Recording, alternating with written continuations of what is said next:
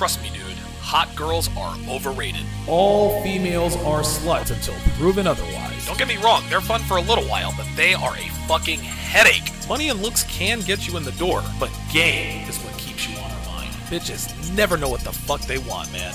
Live from Philadelphia, your man, Donovan Sharpe. What's up, guys? It's your man, Donovan Sharpe, and welcome to the 436th edition of TSR Live, your daily dose of red pill truth, wisdom, and awareness. It is Friday, April 12th, 2019. This is not a normal occurrence for me. Those of you who watch me know that my show normally goes Monday through Thursday, now between 1 and 3-ish Eastern Standard Time. But as luck would have it, every single guest I invited onto my show, they all said yes. So, bonus episode for you guys. We get to get 5 episodes in here instead of just 4. And gentlemen, I've got a great show for you guys today. We are jam-packed. We've got Goldman Unleashed, who's going to join us at the top of the hour here at noon Eastern. We've got Anthony Johnson, founder and CEO of 21 Studios, dropping in at 2 Eastern. Then I'm going to be joined by Steve the Dean Williams at 2:30 Eastern Standard Time to talk about a men's cuddling group. Should be very, very... that should be an interesting conversation. You guys definitely want to stick around with that. Later on in the show, I'm going to talk about the one argument you should never ever make when arguing with a female. You should never argue with females in the first place. But I'm going to start with sort of a quasi-continuation of a topic I discussed. I think it was either Monday or Tuesday. It was a topic that was sent in by one of my patrons who wishes to remain anonymous.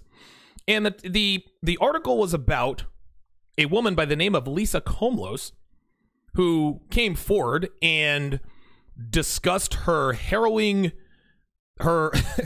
adventure with a bad man who wanted to talk to her, run pickup game, etc., etc. Of course, she called it street harassment, right? She says, I was harassed, never went to the cops. Then, of course, I proceeded to let you guys know how to know the difference between a false rape accusation and a genuine rape accusation. Well, today, I'm going to continue this.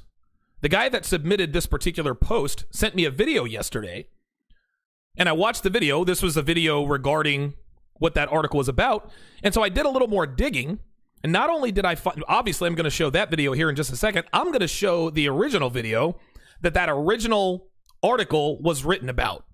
Again, this is Lisa Komlos, who came forward after being illegally harassed on college campus.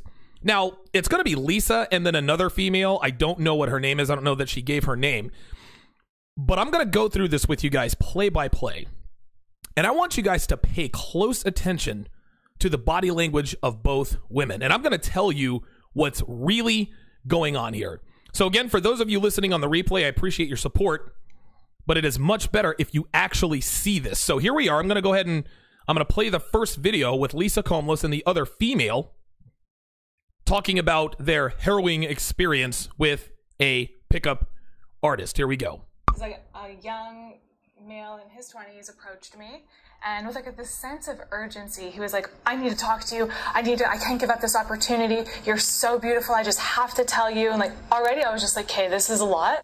Okay, this is a lot, right? Translation, I wasn't ready for this approach. You took me by surprise. Not against the law, people. Newsflash, women, you're not always going to see it coming. Just because a guy approaches you and you don't see it coming, that's not against the law. When she says, okay, this is a lot, that means you took me by surprise. Now, she wants us to believe that she didn't want this. She wants us to believe that she didn't want to really talk to this guy.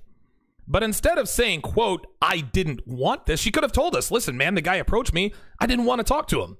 No, what she said was, quote, this is a lot. That's not definitive, gentlemen. She never said, I don't want this. So again, this is female rhetoric trying to hide the truth in between a lie. Okay, this is a lot. She wants us to believe that she didn't really want this to happen. But instead of being definitive, she says, okay, this is a lot. And then he started with a series of questions. He was like, what's your name? What's your major? What's your nationality? Where are you going? Okay. What's your name? What's your major? What's your nationality? All normal questions for a man to ask a female that he meets on a college campus. Dude, you're a pretty girl on a college campus. Boiled Nappies Evacuate says she's not so beautiful. He lied. Yeah. Come on, Boiled Nappies. Don't be meathead red pill guy. Look at her. She's hot. Every one of us in here would bang this chick. Don't be meathead red pill guy and say, well, she's not that hot. Listen, I know we get pissed off at girls like this who are on their high horse. How dare he approach me and not be attractive enough? Supremely Sublime says she's feeling herself. Yeah, she's feeling herself correctly. She's hot. I don't know what her body looks like, but I don't know. She looks like about an 8 out of 10, 8.5. Let's not sit here and pretend that this woman is not attractive. Just because you're pissed off about her, just because you're pissed off at this kind of nonsense doesn't mean that we have to lie about our attractiveness. Let's continue. Come with you, or can you come with me off of campus? Come with me off of campus. Bullshit. That's not what he said. Not what he said. He probably asked her to coffee or something, but he didn't say, come with me off campus. The reason Miss Komlos used this language was to connote kidnapping. come with me off campus sounds like, come with me off campus so I can kidnap you. She's acting like this is the movie Taken or something. Come with me off campus. Come with me to this ominous building. And she may as well said, he said, come with me to this warehouse on the outskirts of town, this ominous warehouse. He didn't say, come with me off campus. He said he probably asked you to coffee or asked you to meet up with him somewhere. Here we go. And I was already getting very uncomfortable with this. He was bombarding me with all these questions, and I kept saying no, like... Okay, it kind of, listen, correct me if I'm wrong, guys. It kind of looks like she's turned on here, right? I'm going to rewind it just a little bit. Watch her face as she's describing this. You can even see it now. There's not a look of disgust on her face. I'm going to rewind this. Oh, no, just watch. Bombarding me with all these questions, and I kept saying no, like... Does this look like a woman who is describing an unpleasant experience? Look at the twinkle in her eye. You're not going to come with... Look, dude, she's smiling, the twinkle in her eye. It's almost as though she's recalling a pleasant experience. Look at her face. Look at her face. This is not an encounter that disgusted her. Not coming with you, no, like I'm not telling you my name. I call bullshit. I call bullshit on I'm not telling you my name. I think she told him her name, but his thirst ended up creeping her out. And at that point, she decided she didn't want to fuck him. Okay? You don't say, quote, I'm not telling you my name. You don't have to tell us that. It's understood. Right? You're coming forward with this harrowing experience of felony harassment, bitch, please. And I kept trying to leave, and he was very pushy, very aggressive, following me. Finally, I left. And he... Oh, you left? Left where? How did you leave? Where did you go? Again, this is bullshit. So he's following you, and then you just... left. Like, where did you go? Where did you leave to? Did you outrun him? Listen, guys, I'm not going to sit here and pretend that I know what happened here because I wasn't there. But I know what didn't. And she didn't just leave. You can't just leave when someone's following you. Where did you go? And you can also tell that she's hiding something by the look on her face and her body language. Wasn't following me. Then on March... Oh, did you see that? Did you see that pause? And then he wasn't following me. Now, at this point, she's saying to herself, I hope they buy this bullshit. I'm going to replay that. Just watch the pause between this story and the next story she's about to start. You can tell she's thinking to herself, did I perform this correctly? Are they really buying this? Just watch. Finally, I left, and he wasn't following me. Then on March... Yeah, that's bullshit. Listen, these are micro expressions that men who have a lot of experience with females pick up on immediately. She's full of shit. Already, listen, this is bullshit. I believe that she was approached, but this is not the way this goes. 26, it happened again. So what happened was a guy had approached me. Already, you know this chick is hiding something. Right? In the metro, she's moving her head all around. Listen, watch. In the metro part. And oh my God, look, I'm going to rewind this again. This is unbelievable. Look at this. Just watch. It's in the metro part. She's lying. Like, you can tell.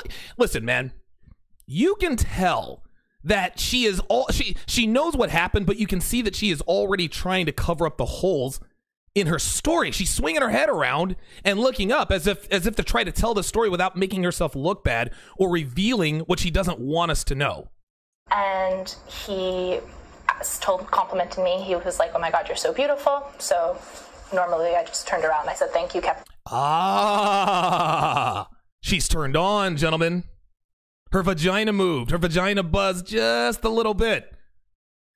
You don't tell, quote, creepy guys thank you when they tell you you're beautiful. It doesn't work that way. Again, her body language is trying to hide the fact that she was turned on. Okay. But then he continued to follow me. He started asking me questions. What's your nationality? And he kept asking, and he's like, just tell me. So I looked at him and I was like, I'm Italian and Greek. And there it is. See? She's turned on, guys. She's aroused. Listen, I'm going to play this again. Look at her face. Look at the sparkle and the twinkle in her eyes as she recounts his persistence. She likes persistent men, as all females do, so long as he's attractive. Just watch her face as she talks about her, as she tries to fake her incredulousness at the fact that he just kept following. Just watch her face. He started asking me questions. What's your nationality? And he kept asking, and he's like, just tell me. Oh, so I looked God, at look him at and I her. was like, I'm Italian and Greek. And Yeah, I'm Italian and Greek. Why would you tell him you're Italian Greek? Because you're turned on, sweet cheeks. You wanted to fuck him. You were thinking about him. Then you proceeded to walk as a shit test to see, you know what? Let's find out how persistent this guy is. Remember, he persisted through. He kept asking her, what's your nationality? Which got her to tell him that she's Italian Greek. and just proceeded to walk. Yeah, and then he's like, can I have your Facebook? What's your Facebook? And I said, I don't have social media. Like, I don't have. Okay, now look at her face, guys. Now she's turned off a little bit because he's showing thirst, right? He tried to close her too quickly. She was aroused. She was aroused by him. There's no doubt about it. You can see it in her face. But he moved in for the kill too soon. He escalated. Listen, had he escalated properly, had his timing been better, she was his for the taking. But he pressed too hard, too soon, and turned her off with his thirst, or his perceived thirst. This is how it is, guys. This is standard game. Facebook. Then he asked for my Instagram. I said, I don't have social media. He kept following me, and I was kind of really frustrated at this point and just trying to go meet my friend. And so I had turned around and I said quite loudly, can you stop following me? Okay, now she doesn't want anything to do with him. Okay, this isn't a shit test. This is a rejection. In the beginning, he told her she was beautiful. Oh, so thank you. Then he was persistent, right? Use a little bit of charm. Come on, tell me. And listen, girls love playing coy. I've dated a lot of Latina girls in my life. And one thing that all Latina girls love for you to do is guess what their nationality is. Are you Honduran? Are you Cuban? Are you Mexican? Are you Dominican? They love that coquettish game of cat and mouse. Let's see if he can guess my nationality. This is the kind of game he ran on this girl. She turned around and said, he, I'm Italian Greek. But then he tried to close the deal too soon. Right? I always give this example. Sometimes girls will use a rejection the same way they use a shit test. I have a boyfriend as a perfect example. If you approach a female and you talk, you escalate, you're sitting there talking for, 3, 5, maybe 10 minutes. You say, you know what? You seem pretty cool. Here, put your number in my phone. We'll hang out. And she says, well, I have a boyfriend. That, my friends, is a shit test. At which point you should answer, well, good for you. He can be around to buy you nice things when you're not with me. Or, great, I don't have to spend any money on you. Right? But if you approach a woman, hi, I'm Donovan, I have a boyfriend. That's not a shit test. That's a rejection. Which is when he did. The reaction was very overwhelming. The responses just kept coming in. This happened to me too, the exact same thing. He asked me all the same questions. He was pushy. I've heard stories like that are either identical or things that are even worse. Even worse? Like, OMG! Maybe he asked for your phone number twice, maybe 3 times. OMG, we're all in danger. Rape! He asked, how many times did he ask for your phone number? Did he ask your nationality? Like, these bitches are acting like these guys are walking around with rope and a fucking and a nondescript white van and a black bag, abducting bitches right there on campus. Look at her face. Oh my God, this was so harrowing. Oh, I can't believe it. I had Roosh on a while back, and he said something that hits the nail right on the head. Bitches don't know adversity, so when something minor like this happens, they overreact. Oh, I took to social media, and now she's on this interview. Oh, I'm gonna tell my story. Oh, please. Bitch, get out of here. And I'm overwhelmed with the response. I don't know what to say about it. This is a recurring issue, and we need to talk about it. It doesn't make sense that, the more I think about it, the more I realize that it doesn't make sense that it was so normal for me to just kind of move on from that having happened, for me not to go report it. Oh, for me not to go report it. Well, Ms.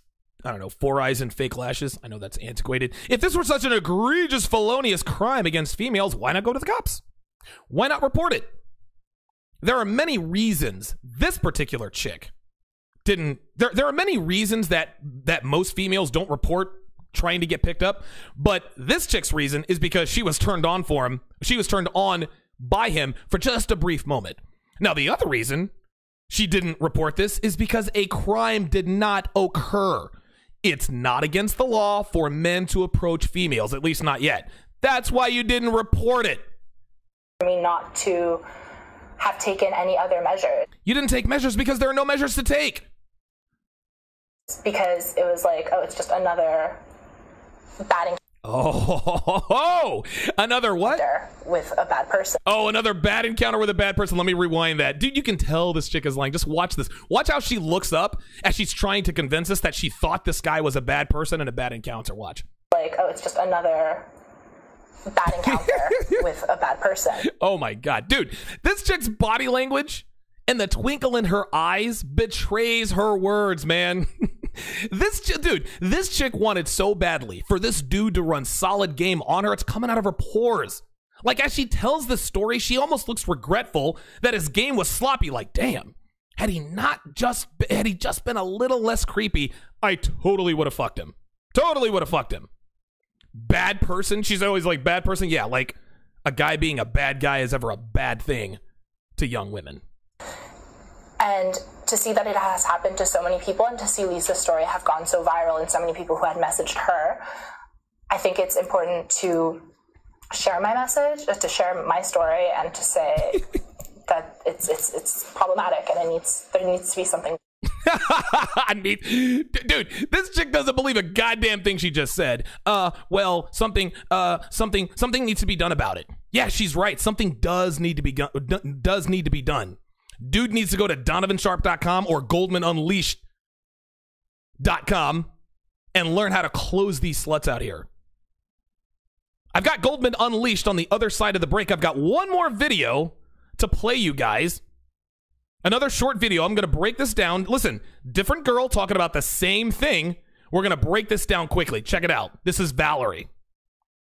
Later, I was just walking on University in Sherbrooke, and another man approached me. He said the exact same opening sentences as the other man, yeah. Hey everybody, Alex Murphy reporting with MTL Blog. I'm coming to you from just outside McGill University, downtown Montreal, where, along with Concordia University, there have been a recent string of harassment allegations that stretch as far back as September of 2018. Now, this all started after a student from Concordia University, Lisa Komlos, uploaded a video talking about her experience. And by the way, this guy has the looks to get laid, but he ain't getting laid. Like, oh, there's been a string of blah, blah. Dude, get out of here with that, dude. Of getting harassed on Concordia's campus, onto Instagram and Facebook. It went viral. Lots of people saw it. It went viral, so it must be true, right? And now a second student, Vivica Lee, talked about her experience. So I'm going to meet up with her to find out exactly what happened and get an idea of what kind of harassment is going down on these campuses. All right, so I'm here with Vivica Lee, who is a student at McGill. And, well, why don't you just tell your story. What happened? Okay, so the first instance happened in September. This was at the Eden Center. I was leaving, and a man approached me. First, he starts saying, hey, I know this sounds really weird, but I just want to tell you how beautiful you are. And then he asked me questions like, where are you from? What do you study? All normal questions. Where are you from? What do you study? This is normal conversation fodder, guys. After that, he asked me, do you want to go for coffee? And I was like, no. And he asked me, can I have your number? Can I have your Snapchat? Oh! Bullshit alert! Gentlemen, she didn't just say no when he asked her to coffee. She shit tested him. Again, I don't know how she did it because I wasn't there, but she did not tell him no in a way that made it clear to him that she wasn't interested. Guys, these dudes are pickup artists. They pickup artists, seasoned pickup artists, like the one I'm going to have come on here in just a few minutes, Goldman Unleashed. They know the difference between a hard rejection and a shit test. I just talked about it. I have a boyfriend 2 seconds into pickup, that's a rejection. I have a boyfriend 15 minutes into a set, that's a shit test. Valerie didn't tell him, quote, no. She probably smiled and said, I have to go to class, which then prompted him to say, well, then give me your number and we'll hang out later. This is why we know she's full of shit, guys. She didn't just tell him no. Her story is poking holes in itself. Anybody who knows how to run standard pickup game knows this girl is bullshitting us. We can meet up later, and I just left, and it was fine. Like, Oh, I just left and now my hands are going to be busy. See, listen, see her face trying to hide the holes in her story? She's looking at Alex, the interviewer, like, do you believe that I just left? Do you believe what I said? Like I said, guys, I don't know what happened, but I know what didn't happen. And what didn't happen is what she's telling us. Too much about it. Oh, now she's looking to him to fill in the holes. Now she's looking to him to fill in the holes. Notice, here's another thing. Notice when she brushes her hair behind her ears. And Goldman, I'm going to get to you in just a second. Watch this when she brushes her hair behind her ears here. I was like, no, and he asked me, can I have your number? Can I have your Snapchat so we can meet up later? And like, I just left, and it was fine. Like, I didn't think too much about it. Right there. She's either turned on by Alex here, or turned on by the guy who ran game on her, or maybe both. Right? Look at the eye contact they're making. Alex is like, dude, I would totally bang this chick. Look at him. Alex is like, well, listen, man, you said no to coffee to him. What about me? Either way, gentlemen, this was clearly not a bad experience to her, as made obvious by her body language. Too much about it. And then 2 days later, I was just walking on University in Sherbrooke, and another man approached me. He said the exact same opening sentence as the other man, and he was just asking me questions, and I didn't even stop for him. I was just walking up the street, just kind of like giving him dry responses, trying to like get him to, like get a hint. Take a hint. Exactly. Oh yeah. Now listen, watch her body language now, guys. She's not pushing her hair behind her ears anymore. Now she's telling the truth. You want to know why we know she's telling the truth, guys? Because now she knows she's being picked up. Now she knows she's being picked up. Rolo says this all the time. Girls don't want to know they're playing the game. They just want to play the game. Guys, that's what they want to do. They just want to play the game. The minute something sounds rehearsed or canned, they are instantly turned off because it's not organic. It's not a chance meeting. It didn't just happen like it does in romantic comedy. The first guy turned her on. The second guy made the mistake of using the same lines, and Valerie picked up on it. Girls aren't stupid. She knows that this dude isn't who or what he presented himself to be because he used the same lines. So now she's giving him hard no's. Low, nope, stay away. She's walking away. Guys, the moral of the story here is that girls don't want to be picked up. They want it to feel organic. They want it to feel natural. This is why guys who try PUA techniques, this is why they fail. They rehearse canned lines, pickup techniques. Are your jeans mirrors because I can see myself in them? Nobody uses that kind of stuff anymore, but this is what girls hear when you sound rehearsed. I say this all the time. Girls have the internet too, guys. This is why they shit test to see if it's really you that they're talking to and not some pickup guy, not some douchebag Donovan Sharpe or Goldman Unleash who uses camera to get pussy on the regular in the NYC.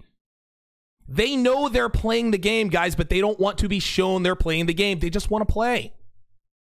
They don't want to see the man behind the curtain, guys. They just want to follow the yellow brick road. They don't want to see how the sausage is made. They just want to eat sausage. Well, both literally and figuratively. That's why this is a problem. That's why this is a story. These females know the dudes are picking them up. And listen, man, if they had all used a different technique or different lines, this might have been a different story. When we come back, I will be joined by one of New York City's most renowned pickup artists and NYC nightlife specialist, Goldman Unleashed. Don't go anywhere, guys. We'll be right back. Why you should never tell a woman to put herself in your shoes. And I got this comment from a chick, and she said, and I quote, at 8 minutes and 41 seconds, when you say, your girl, pardon me, when you say that if your girl is talking to her ex, tell her to stop or she's gone. Isn't this an ultimatum? I absolutely agree that she needs to not be talking to any exes, but isn't the ultimatum a sign of weakness? I think you guys have talked about that on the Redman group, if I'm remembering correctly, or if I'm remembering right, as she says. Now, first off, I'll go ahead and point out that this isn't an honest question. Okay, she's not asking me if ultimatums are a sign of weakness because she wants an answer from me. No, she asked the question to make the statements that ultimatums are a sign of weakness, and that if I endorse them, then I, of course, Donovan Sharpe, am weak. This is what she wanted to say. She wanted to point out that the sign of weakness is what she believes is an inconsistency in our message. So I'll answer her first loaded question, and the answer is that ultimatums are indeed a sign of weakness when coming from a position of weakness.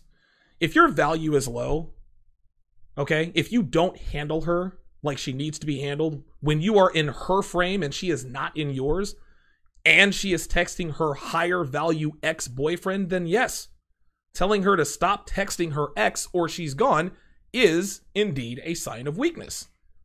But not all ultimatums are created equal, gentlemen. Not even close, and I'll get to that a little bit later on in the show. Now, to answer her second assertion, which is that because we all agreed on the Red Man group that ultimatums are a sign of weakness, we must all indirectly agree that there is no gray area or context or room to disagree or add nuance or acknowledge that different circumstances require different reactions. Her comment was merely what we call concerned trolling. She doesn't give a shit about the answer, guys. She literally wanted to say, hey, Donovan, you are weak and a hypocrite. And I disrespectfully disagree, and I say to this woman, stay in your lane and buy your ticket to the 22 convention in 2020 as soon as they become available, so you can learn to stay the fuck out of conversations when men are talking. Change your mind, I'll burn the bridge, thousand times I'm left here, won't even know where to go,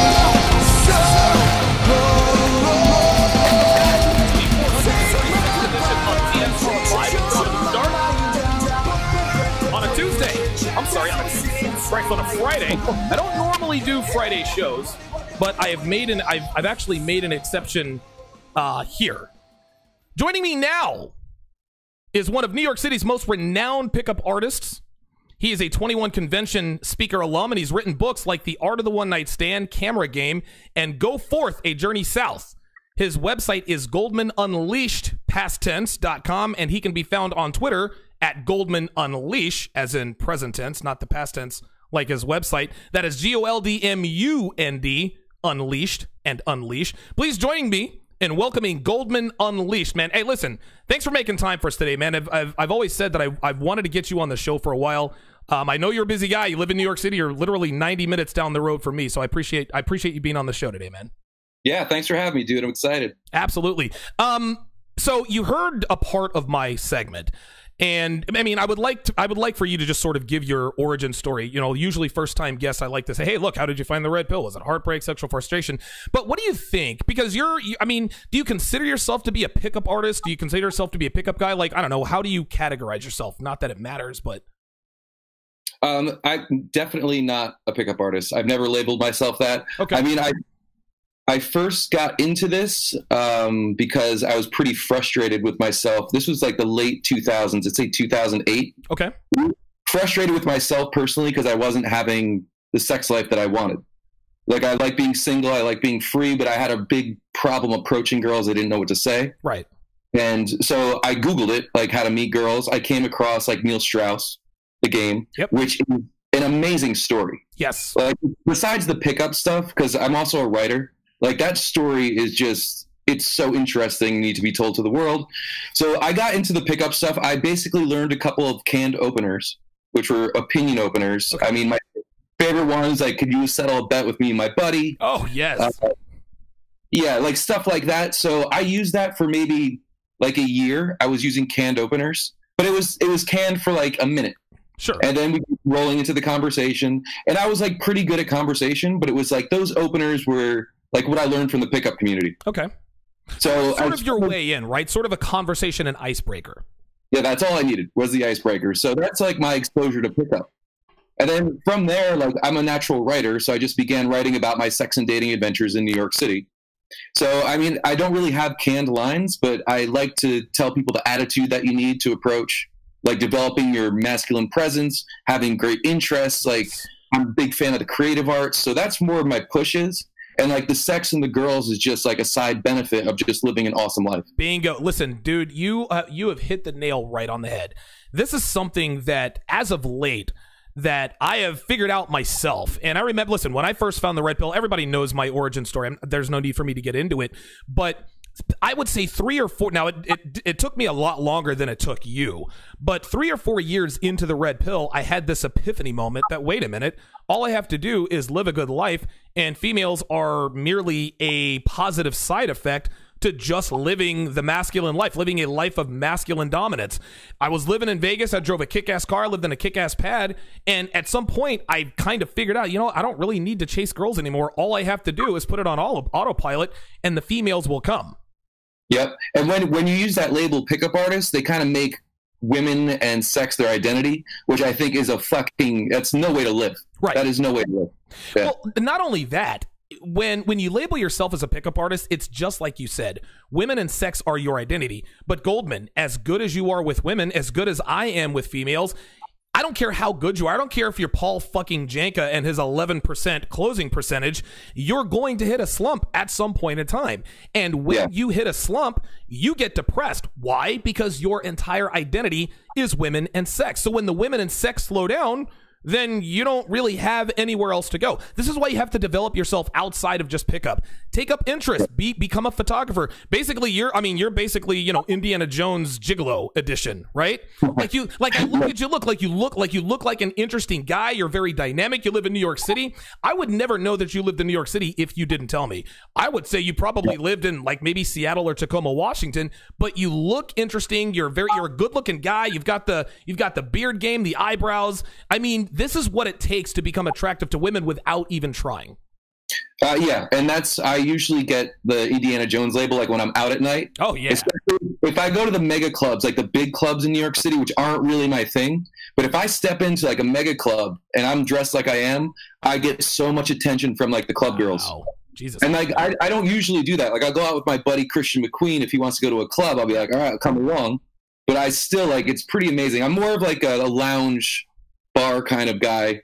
I spend most of my time in Brooklyn at the lounges. Oh, sure. But going to the clubs is an interesting experience for me. By the way, I lived in Brooklyn many, many moons ago. I actually lived in the Bushwick area right there off the Jackie Robinson. I worked for a small furniture store. I don't know if it's small anymore. It's called Fabrizi's. And me and my buddies lived there one summer, and I was making $17 an hour as a 20-something-year-old. I was like, dude, I'm going to fucking be rich, dude. I didn't realize how expensive New York, particularly Brooklyn, was. Making $17 an hour plus commission, I had maybe $6 at the end of the month after all expenses paid. But it was a great experience. Yeah, that's crazy. I mean, I know Bushwick. I mean, because that's where the big art scene blew up in the past few years. Oh yeah, and it's gotten pretty popular. I mean, it's a bunch of hipsters though. It is now, yes. It's kind of obnoxious, but they've got some really cool art galleries, and it's a really interesting part of the city now. Excellent. Not dangerous anymore. Yeah. Well, that goes without saying. So let me get your opinion on what you just heard these girls talking about as far as, and we're not going to call it pickup game. This is just men trying to get to know females on a sexual level. You never approach a woman and say, hey, I want to fuck you. Now, listen, that does have its agency. Alan Roger Curry, over 3 decades ago, came up with the Mode 1 approach. It works for him. It works for some people, not for everybody, obviously. But what do you think of, I guess, our culture literally trying to criminalize dudes walking up to girls on, and this is funny, these are girls on a college campus. These are the youngest, hottest girls around. We don't want to be approached, et cetera, et cetera. My opinion is that the reason why it was a problem is because they knew guys were running pickup game. What say you? Well, I couldn't hear what was going on. I could just hear you talking, okay. But the way you described it, I've seen this, and I've been actually concerned about this in the past few weeks in New York. I was working on an article and asking people, what is going on at the state of nightlife? Why don't women trust men? What's going on? Right. And I'm basically, when you get to the core of it, a lot of these chicks don't want to be approached by betas. Yes. I really think they are, in the past few years, all this shit, especially in England where it's gotten really crazy. Oh, yeah. I really think it is, it's these women trying to weed out the betas and almost make it criminal for them to approach. And I think they don't want to admit that, but when you start talking to them to the core, it's amazing how much women despise weak men. Yes. They really genuinely hate weak men, and they want to see them stamped out of existence. And I've seen this. I didn't want to, because it's such a dark view of reality. Sure. We talk about red pills, but that is what's going on. deep inside. They want to squash them out of existence. It's called survival of the fittest for a reason, okay? Weak men were squashed out of existence millions of years ago in the caveman days. In the Bible days, I don't know if they happened or didn't happen. I'm not an overly religious guy. I don't know if there's a guy. I don't know if there isn't. But weak men were stamped out of existence. Well, now we enjoy creature comforts that allows weak men genetically to thrive and survive without women. And so that's reason number 2. Listen, and I said this. This is actually sort of a continuation of an article that was based on the video that I just put. Right at the end, I said exactly what you said. The problem here is that they are approached by men they are not aroused by. Men that arouse women can get away with sexual harassment. Men that are aroused by women can hashtag me too the shit out of bitches. Men who are aroused by women can go and fuck the HR director and say fuck you to Hefty Heather when she wants to report him for actually saying hi. Women do not like being approached by weak men. You want to know why? Because they think to themselves, how dare you approach me? It's almost like this, Goldman. Let's say a girl who was, I don't know, 330 pounds, maybe 5'2", came up and started hitting on you. Would you not feel some sort of disgust? Like, what the fuck are you talking to me for? I'm Indiana fucking Jones in a porn movie. What the fuck do you think you can do with me? Yeah, I tend to be nicer because I'm telling you, like, women, they're absolutely ruthless. I think even when in the sexual market, they are 10 times more ruthless than the guys and can be vicious. And the stuff they say and the amount, because like I've coached guys before. I mean, I've written books about camera game, like guys who are a little more timid on the timid side, right? Give them strategies to approach. And when I tell girls about this, they're like, ew, why do you even bother doing that? Wow. And like, they really don't give a fuck about helping these guys out. No. There's a lot of them. Not all of them are like that. You could say that, but the vast majority of these chicks want nothing to do with the weak guys. And that's what I see when you get down to the core of it from your original question. Here's another point, right? Women, it's not that females, this is why females are so vehemently against the red pill, because what we're doing is teaching men to be attractive. But the reason why women are not really against the red pill, they hate the fact that they know about its existence.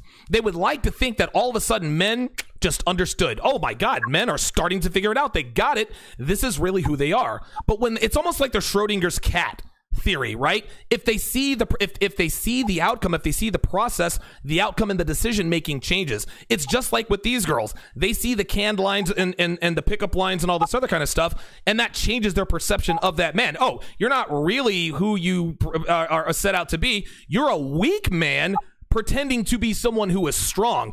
Women despise weak men, Goldman, but they despise weak men who pretend to be strong men with the fury of 1,000 fucking suns, man. This is why we have articles like this. Yep, and like what you're saying, it's also because I assume mostly it's guys listening to this right now. Yeah. It's like we are so, like, we're programmed, we're men. We love understanding the process. Right. Like how things work. We love seeing something being built from the ground up. Even when it comes to like a person, we love to know what went on. How is this guy so accomplished? How did he become successful? Right. Women don't care about that. No. They just want the end product. They want to see you as a successful man. They don't give a fuck how you got there. If they learn that you were weak at one point, and then they don't give a shit about that. And it's so weird, like, as a guy, because we're so fascinated by this shit. Yes. Like, girls don't care. And like, that's a big reason we're different. Not only that, and listen, I'll go you one step further, and you make an excellent point. It doesn't, if you are worth $1 billion, she couldn't give two shits if you were Jeff Bezos and made your money legally, or if you were a drug runner for the Medellin drug cartel. Doesn't matter. You're worth $1 billion. She will never ask you, by the way, how did you make your $1 billion? She's not asking shit. She doesn't give a shit. If you're at 2% body fat and you're ripped and you've got six-pack abs, she doesn't give a shit if you got there. She doesn't give a shit how you got there. She doesn't want to hear about you squatting until you puke. She doesn't want to hear about the thousands of miles you rode. Females don't care about the marathon. They sit at the finish line and they fuck the winners. That's how it is. They don't care. They don't care. Very, very true, man. Very true. So talk to me a little bit about camera game. How did you discover, like, was this an accident? Like, were you out taking pictures and it just came? Because I have never heard of anyone who runs camera game. That is fascinating to me. Yeah, well, this came about, I was on an online forum, okay? We were talking about, like, it was a men's lifestyle forum, and a lot of guys are talking about day game strategies. Right. And me personally, like, I was so against the pickup artist community as reasons we just discussed before. I just think it's kind of a loser activity to go out for like 6 hours to a mall or the park and just hit on girls for 6 hours. Dude, guilty as charged. That's weird. That's weird to me. I'm like, fuck, man, I'm not going to do that. Like, I tried it once. I was like, this is definitely not for me. Right. But, like, I've always been into photography. And I was like, all right, I'm going to do street portraits of girls. Okay. And, like, I had a question. You ever see, if you ever seen Camera Game, I have them hold up a pad. I ask them a question. Like, my first ever question was, what do you find attractive in a man? And they'd write it down. They'd hold the pad up. This is fucking brilliant. Picture. And then it just sparked off a cool conversation about sex and attraction right there. Wow. And like, not only am I having fun taking portraits and I can use it for my personal art, but like I'm getting like instant dates. Nearly every girl I do it with now, at least she begs for my Instagram, like exchange Instagram. Wow. I can get, at least I'm getting the Instagram. Most of the times I get the number, and if we're like really interested, if we're in a park and it's the right situation, I could bounce them for a coffee or a drink right then and there. Good. Dude, so it was like, I want to give you my phone number right now, man. Like, Camera Game just worked on me. Dude, plus like I have so much fun with it, and that's the most important part. Like I love going out and taking street photos. It's what you love to do. I get guys, and I counsel a lot of different men. And listen, I'm sure you do too. We all get the same questions. How do I become more attractive to girls? How can I have a harem? One thing that I've sort of talked about lately is what I like to call activity game, right? Don't go, and dude, listen, I'm guilty as charged. I was the guy for 3.5 years, Goldman. I went out 5, 6, 7 hours a day, 7, 8 hours a day on the Vegas Strip, the Fremont Experience, doing nothing but picking up chicks. Dude, I scored a lot of pussy, but it wasn't worth it. Like, looking back now, all of the money and the time, it just wasn't worth it. It didn't feel weird to me because I was highly motivated to get laid. Like, I'm like, dude, I gotta fucking get laid or my fucking nuts are gonna explode. That's why it worked for me. But the game has changed, Goldman. You can't just go out and hit on chicks anymore because of what we just saw in the video. And yeah, so, they know. They know. Girls have the internet too. They know. Yep. They see the shit coming a mile away now. And so what I've told guys is you do activity game. Take a salsa class. Take a dance class. Cooking class. Volunteer. You don't have to go out with the sole purpose of picking up women to meet women, right? It's a more organic approach. You're out there taking pictures. They don't see it as them getting picked up. They have no idea that you're a sly dog whose dick is going to be in their ass in 3 hours. They don't see it that way. They see, hey, look, here's a guy who obviously looks the part. You obviously look like a photographer. Hey, he wants to know my opinion. And I like the way you do it originally. Don't talk to me. I want you to write it down. That's fucking brilliant. I tell guys that if you go out with the sole purpose of trying to pick up chicks, you're probably not going to pick up chicks. But that hot girl that you're dancing with in the salsa class, you're already pre-selected. Now you're talking about what you did in your cooking class and in your pottery class, and the girl's like, wow, this guy is in a dance class. He takes a pottery class and he takes a cooking class. You know what? This guy really sounds like a lot of fun. I think I might want to give this guy some play. Yep, and all those activities, everything that you mentioned, like me with my camera game, like once you start doing them and you see yourself improve, your confidence just goes through the roof. Oh, yeah. Like if you're, like once I started getting like with the photographs and I'm actually getting awesome photos, I got some dates, like my confidence is just, like right now, it's like I know I could just walk down with my balls swinging my camera out. And like, don't know that. I can do the approaches, like they're so natural now because I've had all this practice. My confidence is just like out of control. I can look right through these super attractive girls, like, and I can see their souls, and they see me looking right through them. It's just like that's where the confidence comes from, is like doing activities that you love and watching yourself improve. Okay, so camera game obviously works, right? But okay, let's just say there's a guy out there who looks like Donovan Sharpe. In other words, a guy that doesn't look like you. I can't wear what I'm wearing. Well, I don't know. Maybe I could if I had the confidence. But how would a guy who has no experience with how do you make that work? Because when I see you with a camera, it's not like I think I know you're a photographer. So how could a guy go about, maybe he builds a portfolio before he goes out and tries camera game? What kind of things can a man do, I guess, sort of preempt it during and after for camera game to really work organically and not come off as, okay, I read goldenunleashed.com. Yeah, well, there's a whole chapter in the book I wrote. It's called Your Mindset, the Proper Mindset to Go Out with the Camera Game. Okay. It's like, and I say this like it's the same principle when I go out at night. I'm not actively like trying to get laid. I'm trying to go out and have fun. And with the camera game, it's like you want to take cool pictures of people. If you get that in your head, and you're like, all right, I want to go out, because I think street photography is a very important art, just to show people like what's going on in the streets in the world. Right. Art reflects life, and I think street pictures is the embodiment of that. Yeah. And this is the mindset of an artist. All right, you're out there and you want to create something interesting and cool. As long as you can get that in your head, and like you're out there, you're with your camera, and no matter what, all you're interested in is getting a cool photo.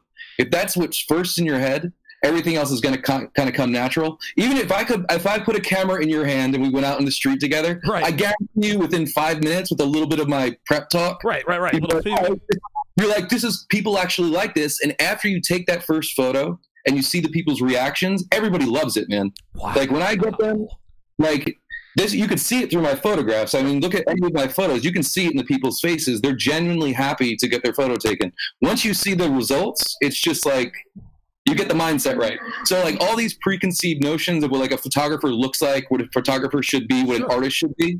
Like as long as once you get started on it, you're like, oh shit, this is great. Yeah. So it comes down to changing your mindset. Yeah. Hall of Fame pitcher Randy Johnson. I don't know if you know who he is. He is 6'10" and he looks like a redneck. He's a photographer, right? Yeah. So it really doesn't matter. What's that? Yeah, the long-haired dude with the fastball. You know who I'm talking? Oh, yeah, dude. Yeah. He famously killed a bird with a 98-mile-an-hour fastball. Yeah, that was crazy. Goldman, where can they find your artwork? Where can they go to see your pictures? My Instagram is probably the best place to go see. So Instagram is at Goldman Unleashed. Okay. And then there's a ton of photos like just on my blog, and like go to my blog, goldmanunleashed.com. There's a little page called Photos. I've got a couple hundred photos up there. You buy my book, Camera Game. My best-selling book, thanks to the feminists who tried to get it done. Of course. It breaks everything down in there, so yeah. Hey, listen, anytime it gets negative attention, like it's almost like feminism, like they fuel the fire. Oh my God, we got to ban this guy Goldman. The guy's like, well, wait a minute, ban who? Why are we banning him? Yeah, they're so dumb. It's so much fun to fuck with them. It really, really is. Goldman, listen, man. This was a fantastic segment, man. I remember the first time I ever saw and spoke to you. I think it was at the 21 convention, and it was at the Heroes dinner. And I could already see. I was like, dude, like this guy is probably a lot of fun to talk to. Now there were a lot of people there I didn't get to talk to, but when we were on the Red Man Group Live in Orlando, just look, because you were to my left, I'll never forget my interaction with. I was like, oh, okay, this guy is not just a quote unquote PUA. There's some substance to this guy. So listen, I know you're a busy guy. Fantastic segment. If you ever do a podcast or if you ever need anything from me, all you got to do is let me know. You are welcome on the show anytime. All right. Thank you so much, Donovan. Not a problem, man. Goldman Unleashed in the house. You guys can follow him on Twitter at Goldman Unleashed. That is present tense. Present tense, not past tense, obviously. And of course, you can go to GoldmanUnleashedPastTense.com. After the break, I'm going to tell you guys the one argument you should never use with your woman. But before we do that, before I get into that, I'm gonna get your phone calls. Then I'm going to tell you guys the one argument you should never use with a female. We'll be right back.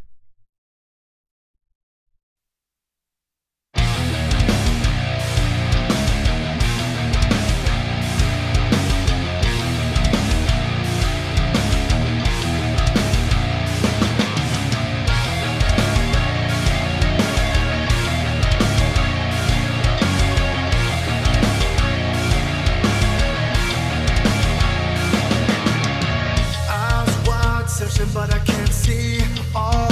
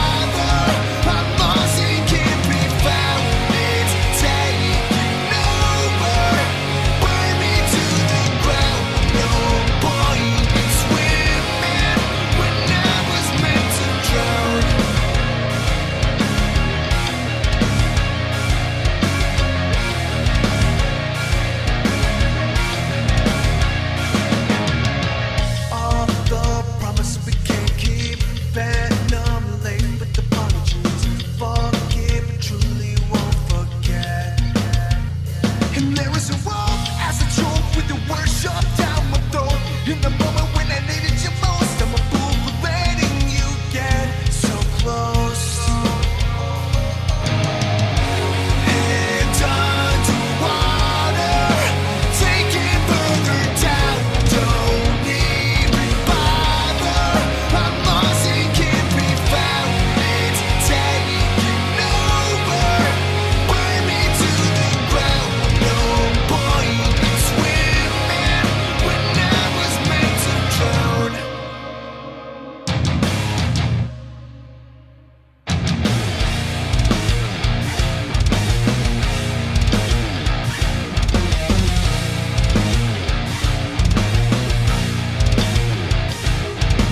Till the day I die, till the day I die, till the day I die, till the day I die, till I die. It's killing me inside, killing me inside, killing me inside, killing me inside, killing me inside. Hands underwater, take it further down. Don't even bother. I'm lost and can't be found. It's taking over. Burn me to the ground. No point in swimming when I was meant to drown. Hands underwater, take it further down. Don't even bother. I'm lost and can't be found. It's taking over. Burn me to the ground. No point in swimming when I was meant to drown.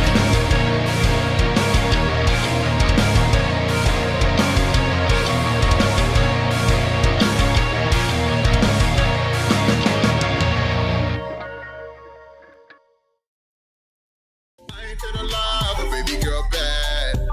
She got that melanin skin. She got that melanin skin. She got that melanin skin. I ain't gonna lie. Welcome back to the 436th edition of TSR Live with Donovan Sharpe on a Friday.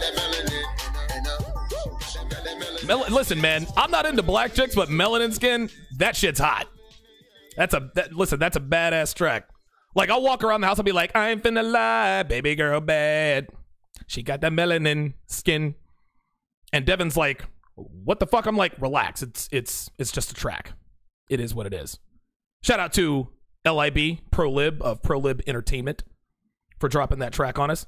Steve the Dean Williams is in a little early, so I am going to do that segment first before we get to the one argument you should never use when arguing with your woman. Before we get to Steve the Dean, let us go to the phone lines with C in Vegas. You are on Live with Donovan, my friend. What you got, brother? Hey, D, what's going on? How you feeling today? I'm feeling pretty good, actually, man. I thought I was going to be a little bit worn down because these 2.5-hour shows really take it out of me. But, dude, I love this format. Like, not that I didn't like what I did before this format, but the way the show is now, I could do this for 5 hours a day, man. I mean, I don't have time to, but I love the new format. I love the fact that my guests come on and they drop a bunch of knowledge. This is great. This is fucking great. So I'm everything is everything, man. Excellent. I got two things for you. What you got? One's kind of in the weeds, and then the other. First things first, because you said is PUA outdated and X, Y, and Z, and Roosh kind of said something because when you and Goldman were talking, it reminded me of something Roosh said, and I kind of think we'll kind of put the nail in the coffin in PUA. Do you remember during the Roosh interview, Roosh said something along the lines, I think bottle service killed the club? Yes. Oh, yes. Remember that? Yes. Oh, yeah. Oh, yes. If you think about it, right, that bottle service literally separated you from, because look, wealth is an indicator of beta or alpha or anything like that, because it can go either way. It doesn't matter. However, though, it kind of segmented people off. So there was no reason for the average girl to talk to you anymore in the club. They just want to get to the tables. Right. Do you get what I'm saying? I understand exactly what you mean. And I actually remember having him on. And see, the club used to be a great place for everybody. But now the dance floor is the size of a closet, and it's literally just velvet rope everywhere, just bottle service. So basically, if you wanted to have a good time at the club, you had to have a lot of money. You couldn't just get in and buy a couple of drinks and pull chicks. You got to get in and buy fucking bottle service now. Absolutely. As a matter of fact, too, like, I would say this, Goldman actually might be an exception to an extent. Because you know why, Donovan, if you think about it, right? The club now, you remember, I'm in Vegas, you know what I'm saying? I'm in that nightlife. Oh, yeah. Some of that, Goldman might be an exception because he's a photographer by trade. And a lot of these places are just Instagram and camera ready. They're not even really there at the club. They're there to stunt and profile and take pictures, put it on the selfie kind of prop. You get what I'm saying? So he might be able to thrive in that environment because he's good with a camera. You get what I'm saying? But otherwise, you know, like you know, it's like the POA and stuff like that. I remember like Mystery Method and all that stuff. I mean, some of the fundamentals are still there, but it's outdated in the sense it's like, dude, I don't got time. Like you said, Donovan, I don't have time to be walking around 6 hours a day anymore. Just hitting on rent. I can't do it anymore. I can't listen. Like I said, I did it for 3.5, 4 years, dude. I will never do that shit again, man. I'm done. I'm done. Listen, I spent too much time on that shit, man. It was ridiculous. And I got second. I know this is kind of out in the weeds, but you know what I'm saying. I got a question for you because I actually saw something on the. You know, I go to the gym a lot. I'm always trying to improve. Sure. You go to the gym a lot. I saw this video. It's talking about The Rock, right? And his workout routine. And he works out 6 days a week, Donovan. Yeah. And I just wanted your opinion on this. So he works out 6 days a week, 7th day, you know, he rests and whatnot. And the video, listen, and I'm not taking away from The Rock. The Rock is a good guy, cool guy. And he's fucking ripped as fuck, dude. I'm trying to get to that body. Right. However, though, Donovan, there's something that they said. He said, you know, The Rock, he said he doesn't use any performance-enhancing drugs or test, you know, any of that stuff. He said he did not? Now, I have to ask you a question. Yes, it said he did not. I got to ask you a question, D, because you're on TRT. You know better than me. Oh, yeah. This guy is pushing. He's close to 50. Yes. The Rock is getting close up there in age. Yes.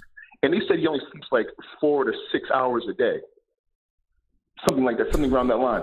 Is there any way he's not on performance-enhancing drugs? I'm not trying to hate on the guy, but it's just like, there's no fucking way you're doing 6 days a week in the gym. No, there is no way. There's no way he's not on performance-enhancing drugs. There's no way he's not on TRT. There's no way he's not on, well, I don't know, maybe he's on HGH, maybe he's not.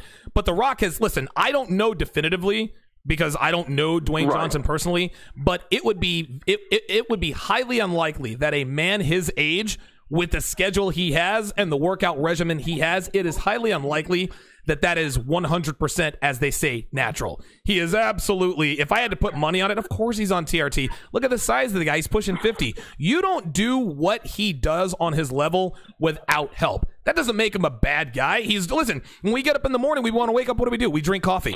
That could be considered a performance-enhancing drug, right? We got people who out here are using modafinil. That's called the smart drug, right? CEOs, guys who do code for a living, you know, guys with demanding jobs. Listen, they need a mental edge. They take modafinil. Some people take Adderall. That could be considered a performance-enhancing drug. So just because you stick it in your butt or it's on the banned substances list in professional sports does not mean that Dwayne Johnson is a bad person because we think he's on TRT. He's doing what he needs to do, and if I were him, I would do the same thing. Because Donovan, you know what I'm saying? I'll say this last thing because I'll jump. No, just to be clear, because I thought it was kind of, I was like, there's no fucking way. But to be clear, though, Donovan, he might be taking PEDs or whatnot. It doesn't really matter. However, the only way that the PEDs are going to help you is that you have to have an insane regimen in the first place to be, you know what I'm saying, to get in that type of shape. Right. I was like, there's no fucking way that The Rock is all natty. That's insane. No. He's not natty. He's not natty light. He's definitely on something. Absolutely, big bro. All right, big bro. Take care. See you in Vegas. Appreciate it, man. See you in Vegas. Dropping the knowledge in here as always. Asking some very good questions. All right, let us go now to my next guest, Steve the Dean Williams. Steve, I do apologize for you being on hold for 13 minutes. I didn't expect you on until 2:30 Eastern. I don't know, maybe we got our time zones mixed up. Wait, no, don't even sweat it. No, don't even sweat it. No. I could have swore you said 12:30. My bad. No, you're good, dude. Listen. If you want to call in at 12:30, 1:43, you can call into the show anytime, bro. Like if you want to just call in and shoot the shit, it's all good. It's a mix up. No, I got 12:30. I got 12:30. So I thought you say I just read the message saying 12:30. That is what it is. It's not a crime. Hey, listen. The sooner the better, as far as the dean is concerned, man. I mean, we're all out here trying to be like you, bro. You know how that goes. Yeah, no doubt. No, I'm here, brother. What's good with you, fam? Good stuff, man. So what I'm going to do is I'm going to put this article up on my screen. And the reason I wanted you to come on and talk about this is because you actually posted this on Facebook. And it's a real short article. I'm going to read it real quick, and then you and I are going to riff on this for a little while just to kind of get to the bottom of what's really going on here. The name of the article is "College Promotes Men's Cuddling Group to quote unquote redefine masculinity." And you can see the two men cuddling with each other. That to me just Okay, so it says, quote, "A Pennsylvania university is promoting the concept of men cuddling as a way to help them deal with stress and to, quote, redefine masculinity. Dr. Christopher Liang, a counseling psychology professor at Lehigh University's College of Education, recently came out in support of a Philadelphia area, quote, men's therapeutic cuddle group." So this is right down the street from me. "A function advertised by Lehigh University in a news release. The meetup.com page for the group currently has 69 members, which is, that's interesting. And the group has had 46 events so far. The meetups are held once a week, or the meetups are held once every other week. Organizers have established quite an expansive set of guidelines for attendees. The men attending must be hygienically sound and remain fully clothed at all times. The group's organizers state that all cuddling is non-sexual. However, they do note that participants may become aroused during cuddling, and if that occurs, it should be handled as a normal thing. Liang believes that these types of groups can be helpful for men and women, according to the news release. The professor suggested that groups like Men's Therapeutic Cuddling Group can help men who didn't learn to deal with stress in healthy ways, the Philadelphia Inquirer reported. He also hopes that such group will help men get past a singular binding version of masculinity, according to the article. It ends with this. "Traditional masculinity is psychologically harmful," the APA's news release said, while adding that socializing boys to suppress their emotions causes damage that echoes both inwardly and outwardly. Lehigh University and Liang did not respond to a request for comment in time for publication. Steve, man, listen, dude, we could talk about this for hours. We're going to try to squeeze this in 15 minutes because I got Anthony Johnson of 21 Studios coming on here in about 15 minutes. But what are your initial thoughts on a men's cuddling group? What the fuck, man? Well, okay. The reason I posted it, and I think people need to see, and again, I always look at the bigger picture. Because, see, a lot of guys are going to find that funny. A lot of guys will say, well, I would never do anything like that, and I would never. But what you gotta understand, Donovan, and as far as the big picture, is that that's not just what guys are doing. When guys are going to these places and learning from people to do things to take away from their manhood, so to speak. You see what I'm saying? Oh, yeah. When they go to these events or they go to a boot camp or they go any place they go or anything they watch on YouTube that takes away from their manhood is no different than what these guys are doing. Only difference is that they're holding each other, basically. To me, it is, I can't imagine that a straight male, right? And I'm not going to make this into a homosexual thing, but I can't imagine a guy who's straight wanting to cuddle with another man. I think what you know what, man, I don't know. It's hard to, and I don't want to veer off into other topics, but this does not seem healthy for regular masculine straight men. How in the world can you respect another man? Hey, Steve, good to see you, man. Glad you invited me out for beer. Yeah, well, how was your day? Just came from the cuddling group, man. Yeah, cuddled with this big nigga named Debo, and he made me feel good inside. I got kind of turned on a little bit. I popped a boner, and so did he, but I don't want to fuck him. He doesn't want to fuck me, but it's all cool, man. We dapped it up. We went our separate ways, and now I'm de-stressed. Like, what the fuck, man? Come on, man. I'm sorry, Don. You got me cracking it. Swear to God, man. But Donovan, you're absolutely right, Donovan. You're absolutely right, dog. But what a lot of guys need to see is not just the physical, where the guy huddling up on Debo. It is also a mental cuddling that a lot of guys are doing that they don't realize that they're doing, big dog. Yes. They don't realize when they quote unquote follow people that want to tell you to to pull you away from your masculinity and quote unquote make you want to go your own way.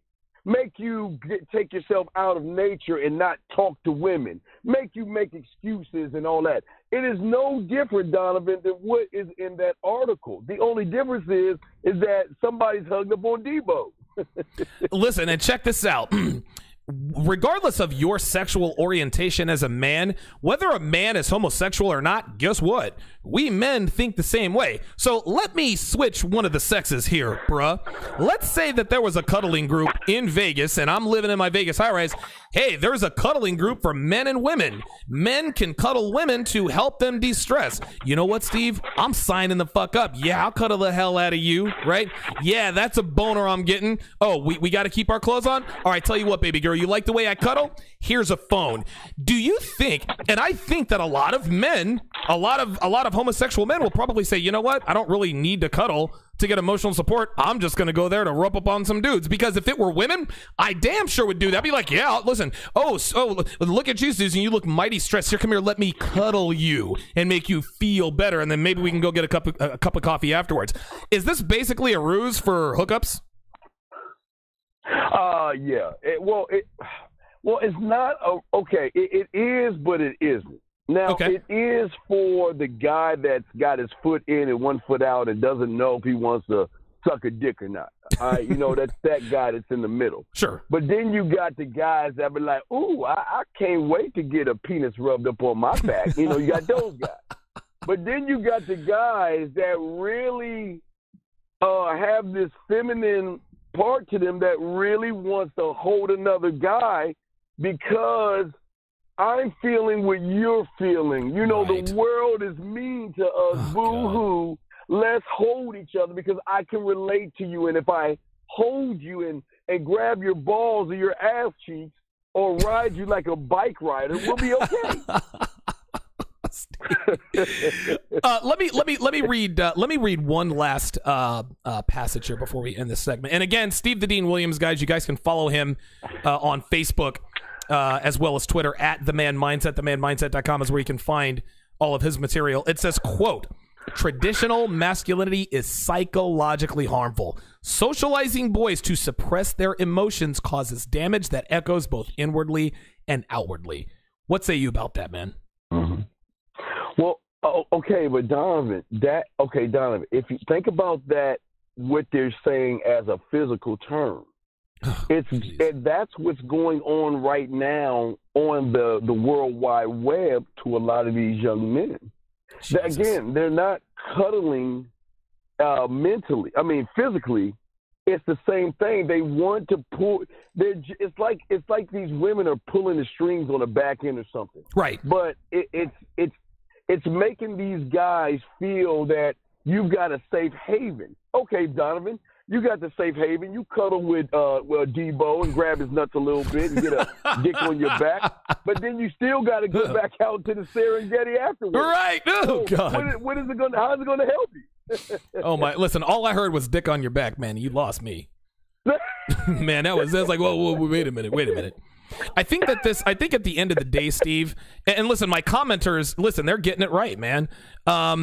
Let's see. Ben Silbersweig says that this is incel training. Mossy says 5 MDMA pills couldn't make me want to cuddle. Theodore Petzold said they are trying to normalize sodomy. Another guy said, this is propaganda. I think this could fall under the category of propaganda. It's okay to rub up on other dudes for emotional support.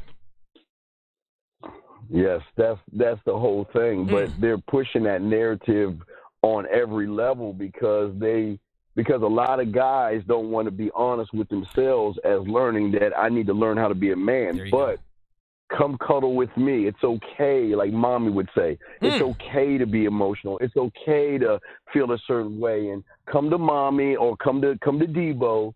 I'll hug all your pain away while I'm grabbing your ass and put my finger in your butt at the same time. Oh my goodness. You got to get me thrown off of YouTube, man. Fingeringyourbutt.com or some crazy shit like that. No, listen. You stupid. Steve the Dean Williams, ladies and gentlemen. I'm going to go ahead and end this before we get our asses thrown in YouTube jail. Steve, listen, thanks for making time for us today. I'm going to see you tomorrow on the Red Man Group after party. I'm actually going to be on the air all day tomorrow. I'm going to be on Red Mornings with Ryan Stone. Then I got the Red Man Group. Then I got the Red Man Group after party with you. So you're going to be seeing me around as usual. Thanks for making time for us, man. I appreciate you coming on. Thank you. Much love. Give Anthony a shout out for me, brother. I certainly will. Coming up next, the founder and CEO of 21 Studios, Anthony Dream Johnson, joins me to talk about masculinity, the patriarchy, and of course, the 21 Convention Patriarch Edition. Don't go anywhere, guys. We'll be right back. Which is, why do women take relationship advice from sluts? One of the ironclad truths that we preach here in the sphere is that nobody should ever take relationship advice from women, especially not men, and including women. Listen, men or women should never take relationship advice with women. Now, the reasons are obvious, but a lot of men and women always wonder aloud, why are relationships so fucked up? Why are relationships so fucked up? Like, this is what they ask. Well, the main reason is feminism, right? Like, that's easy to figure out if you're a 5%er.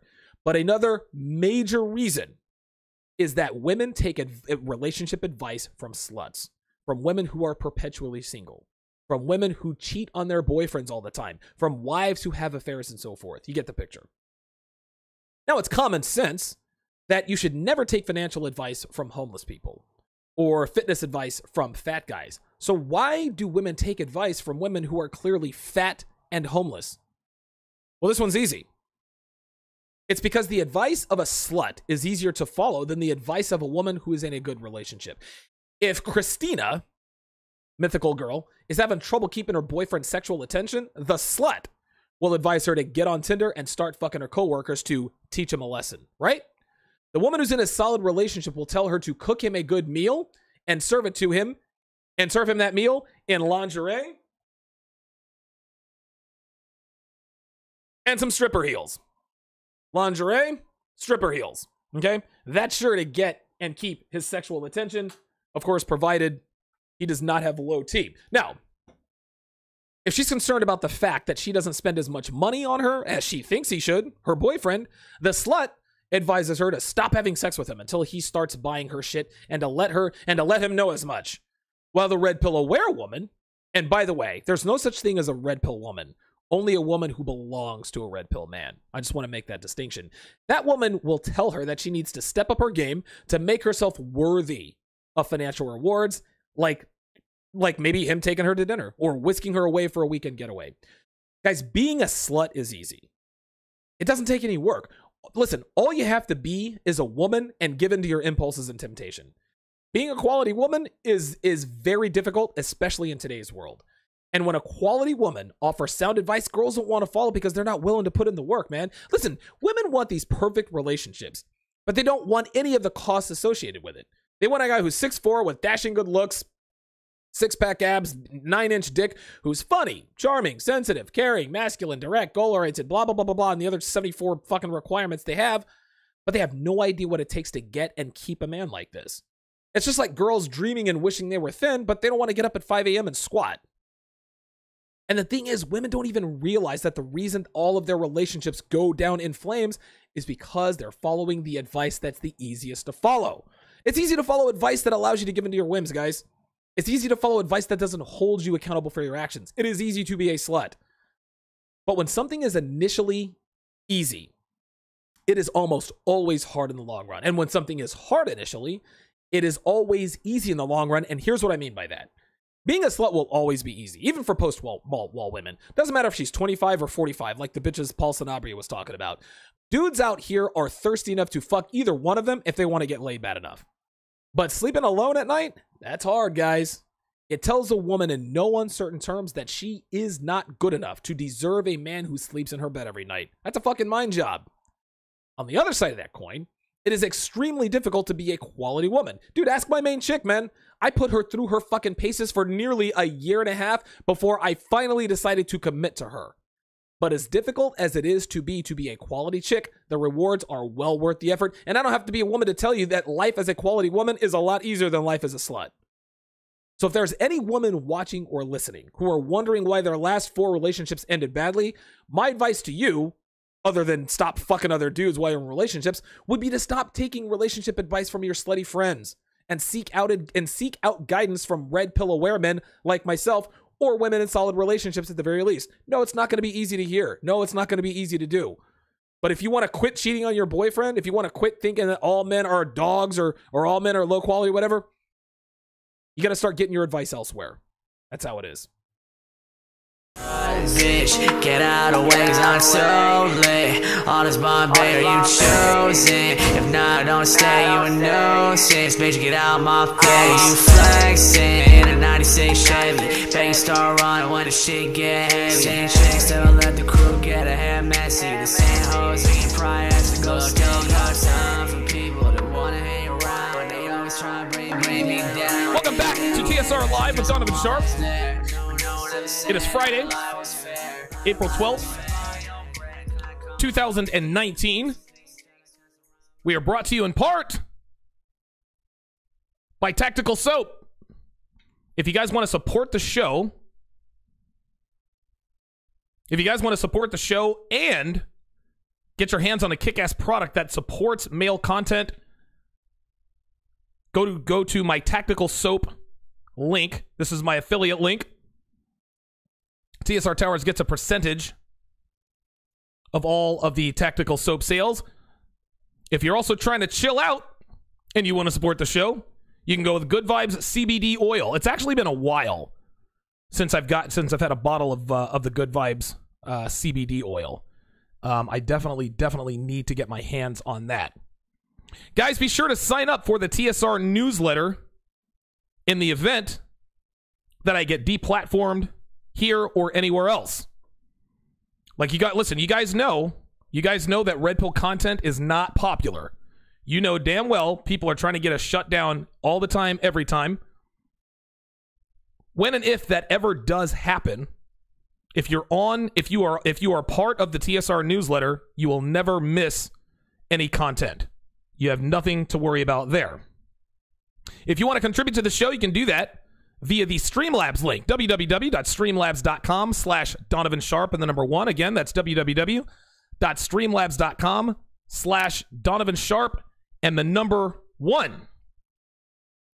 Joining me now is none other than the founder and CEO of 21 Studios, Mr. Anthony Johnson. Anthony, listen, man. Listen, I know you're a busy guy, and I say this to everybody.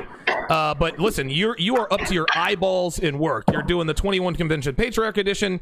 You're in the middle of getting things ready for Poland, and then you've got another event coming up in Orlando. I think it's in November, correct? It's going to be October 24th to the 27th, actually. Awesome. Very good. Very, very, very good. Listen, come to the 21 Convention in Orlando. You get back home just in time for Slutoween. Right? Like, I think we all know how important the holiday of Slutoween goes. Anthony, thanks for making time for us today, man.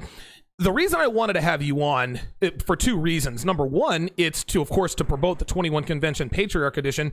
But in conjunction with that, I wrote an article a while back called it was actually my second Return of Kings article ever.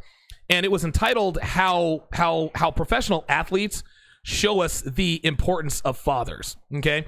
And what I did is I highlighted the life and times of, make sure you can see me on camera there. Yes. I highlighted the life and times of 6 professional athletes.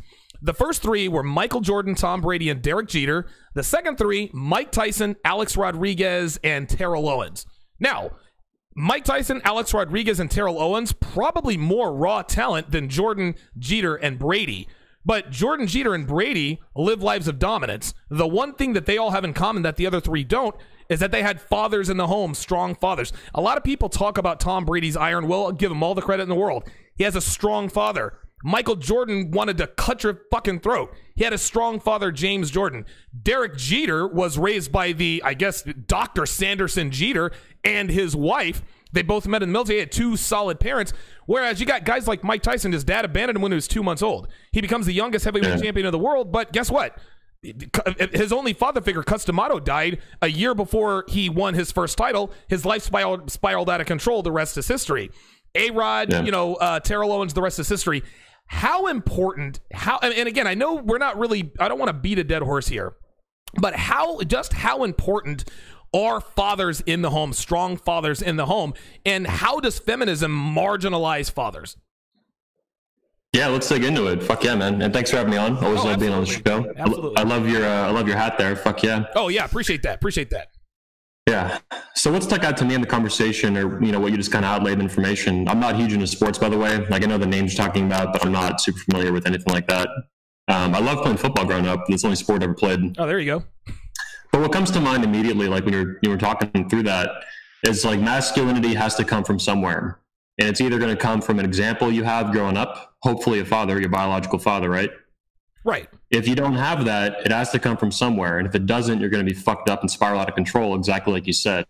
And I would argue strongly that having a father give a fucking fantastic example of that, the best one that he can, hopefully, is going to be a lot easier than developing yourself. I do have a biological father. I was raised in a home with two parents, but it was a real fucking shit show, to put it lightly. Wow. My masculinity has had to come from elsewhere. It's had to come from within and from the men I surround myself with.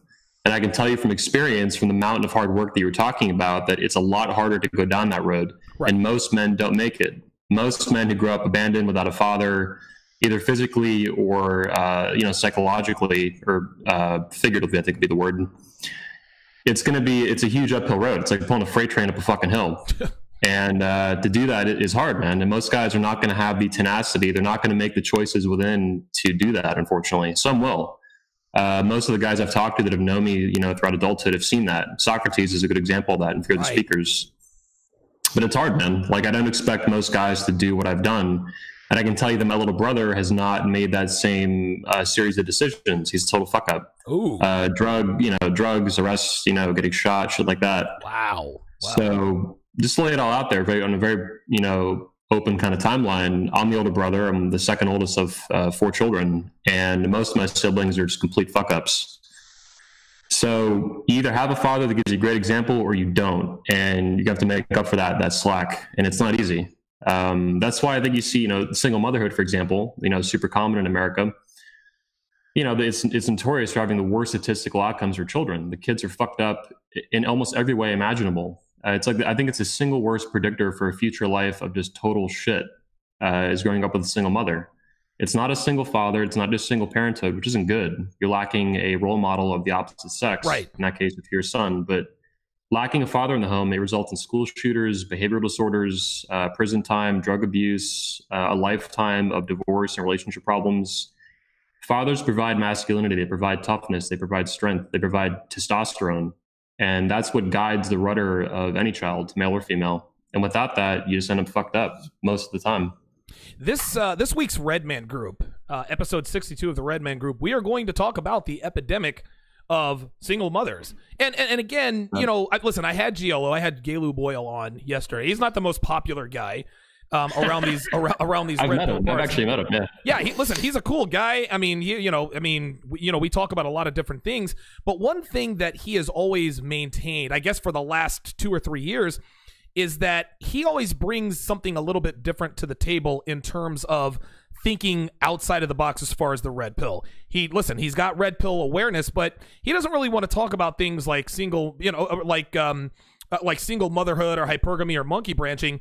And, for good reason, but what about the guys who are new to the red pill? Like, somebody has to appeal to those guys, and we are it. But Anthony, we cannot talk about the scourge of single motherhood enough. And I'm going to tell you this right now, man. Feminism, which of course single motherhood is a derivative of feminism. Feminism is the worst thing that has ever happened to this country. It was worse than the Civil War. It was worse than 9/11. It was worse than Desert Storm. Feminism has literally destroyed America. But females continue to... Go ahead. People will attack you for that. People will attack you for that too. And I think if and when they do, and they most certainly will if they see this, that's bullshit. I think you're hitting the nail on the head. And it sounds, to most people, the average person, that's going to sound ridiculous. They're going to be like, what? The Civil War killed, 600,000 Americans or whatever, right? And all these other wars and catastrophes that have happened. But I think in the end, if feminism doesn't die, America will die. So I'm fully on board. Like, I think that's where the country's heading. If we don't turn the ship around on a very base biological, like relationship, gender relations, family formation level, we're fucked. Yes. Yes. If you don't create families, your future is fucked. A future of single motherhood is not a future at all. It's a future of grass huts. One way or another will be dominated by something else, or we'll just fucking die off, go out with a whimper, they say, right? Yeah, Other than a bang. So I agree with you. I know it sounds, to most people who are new to this, like, what? Like, in the oh my fucking God, way? But worse than 9/11, worse than... No, it is worse because, okay, let's just take 9/11 and the Civil War, right? That is 603,000 people who have lost their lives. Tragic events.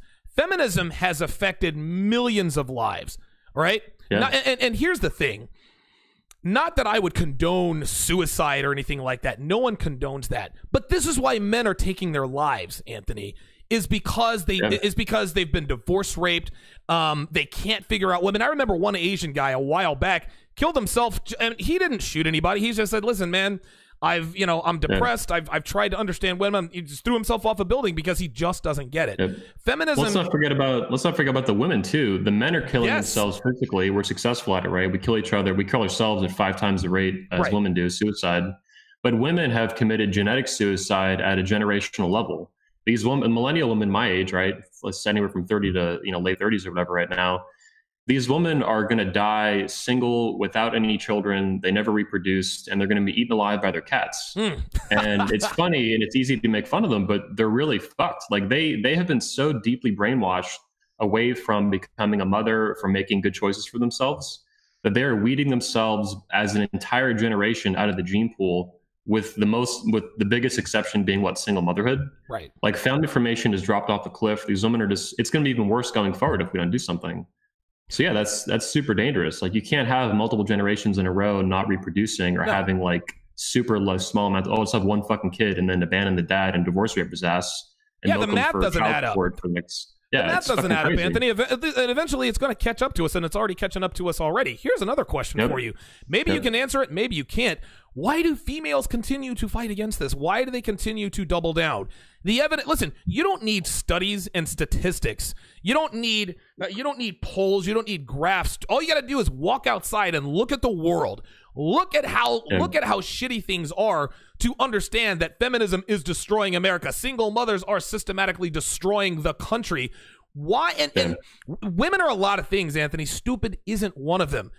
Why, despite the evidence, 85% of inmates raised by single mothers, girls raised by single mothers become sluts, boys become criminals, or they do other bad things. What is it, like 99% of school shooters are in a fatherless home, yes, right, growing up? Something like that. Crazy. It's ridiculous. Yeah, it's something absurd, yeah. So why do they continue to double down despite the fact that they can see it all around us? I don't get it, man.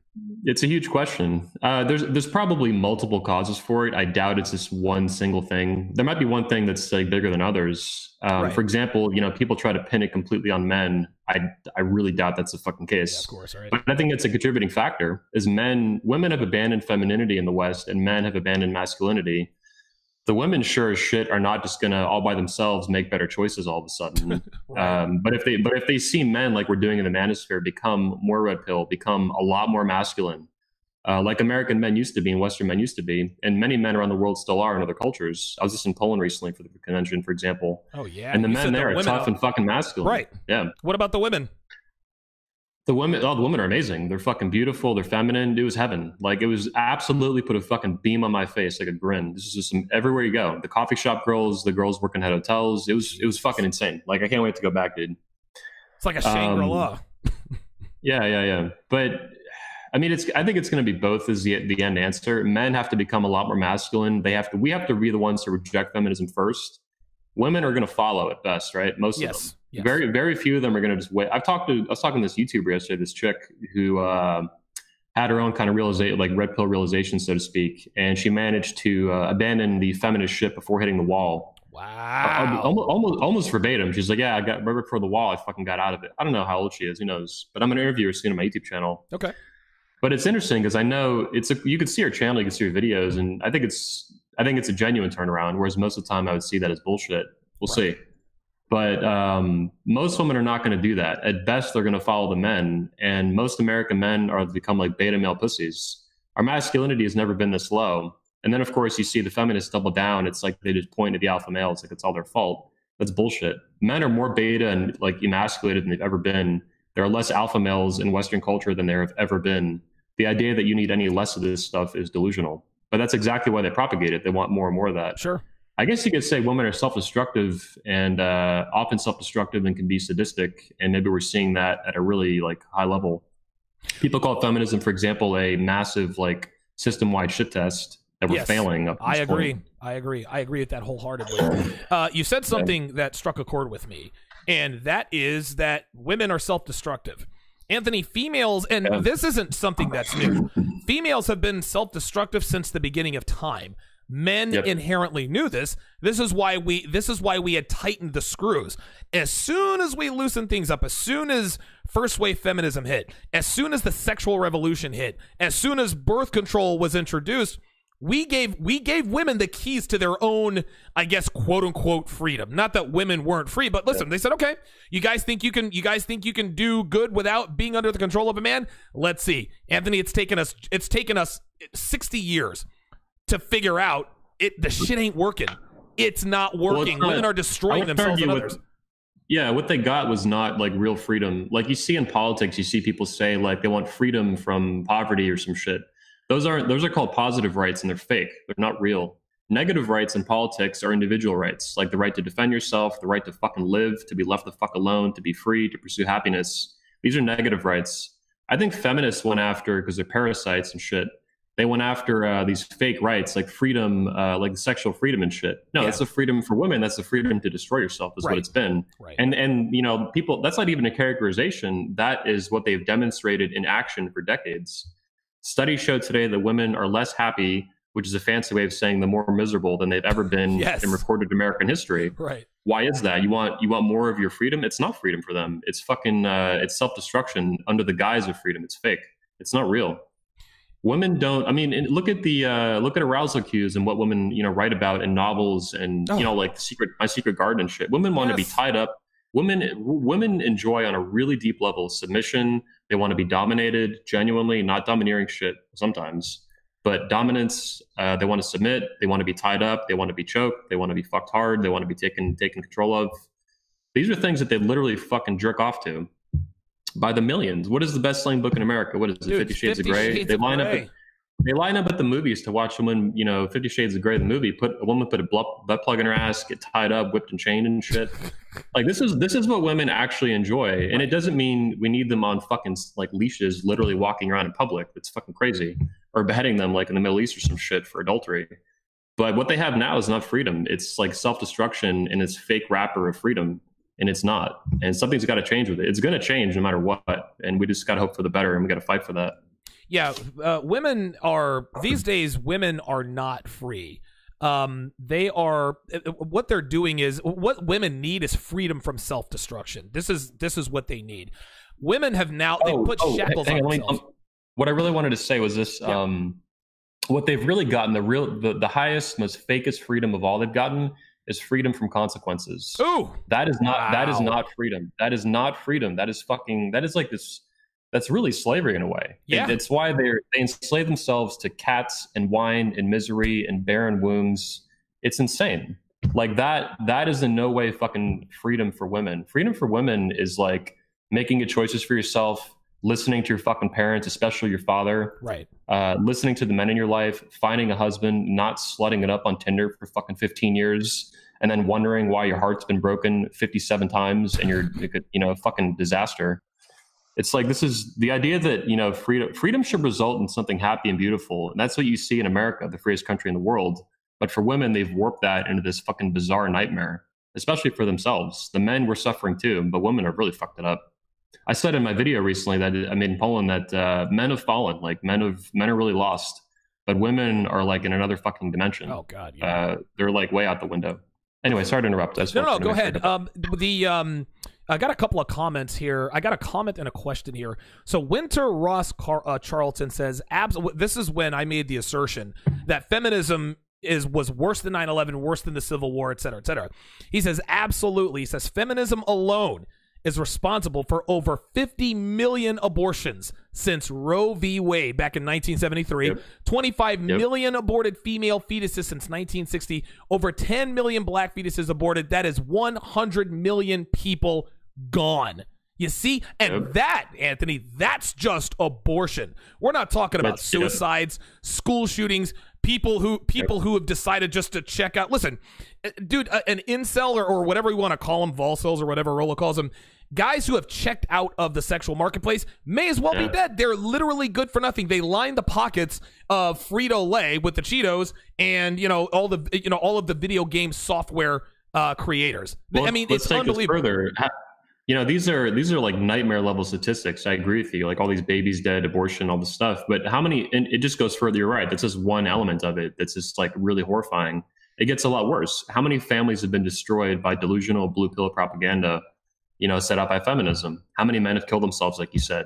Right. How many men have killed themselves slowly over 20, 30 years, drinking themselves to death because they're endlessly manipulated and confused by feminist propaganda? How many families were never started because of feminism? It just goes on and on and on and on. How many kids have been fucked up by divorce specifically because of feminism as like a primary cause? Right here. I'm one of those kids. Yeah, there you go. Yeah, and how much time and attention is that sucked out of your life to fix that shit, to undo the damage, undo the brainwashing? I mean, it's a really healthy process to find the red pill, for example, Rolo's work, your work, 21 Convention, and fix your shit. But what if you didn't have to fix your shit? What if you had you meet some men sometimes and women who were raised right, who were like fed, healthy, positive femininity and masculinity growing up from parents and shit that had their shit together. And my grandma was an example of that, man. She, I'll never forget growing up that my grandfather died, my maternal grandfather, before I was born, of esophagus cancer. He used to like paint chips and shit. So he like breathe it in. Oh, of course. But I remember that, my grandmother, she was raised very old school in Croatia, very old school. She was married at 15 and pregnant at 16 with my uncle. Oh, wow. So once my grandfather died, though, in terms of voting in America, because she lived here by then, she would always listen to what my uncle said, which happened to be, conservative, Republican, whatever. But she would have voted basically whatever he recommended and never strayed from it. She looked to him for leadership once her husband had died, her oldest son. That's not perfect. She was a widow at that point. Right. But she knew enough to respect men and to listen to the oldest man in her life, which at that point was her son. He was pretty, I mean, she had him in 16, so he was in his 30s or whatever at that point. But you would never hear that today. Imagine a young girl today, her husband dies and she's like, all right, I'm going to listen to what my son says on voting this coming presidential election. Right. That would be, if you put that out on Twitter, it would be just fucking treason, right?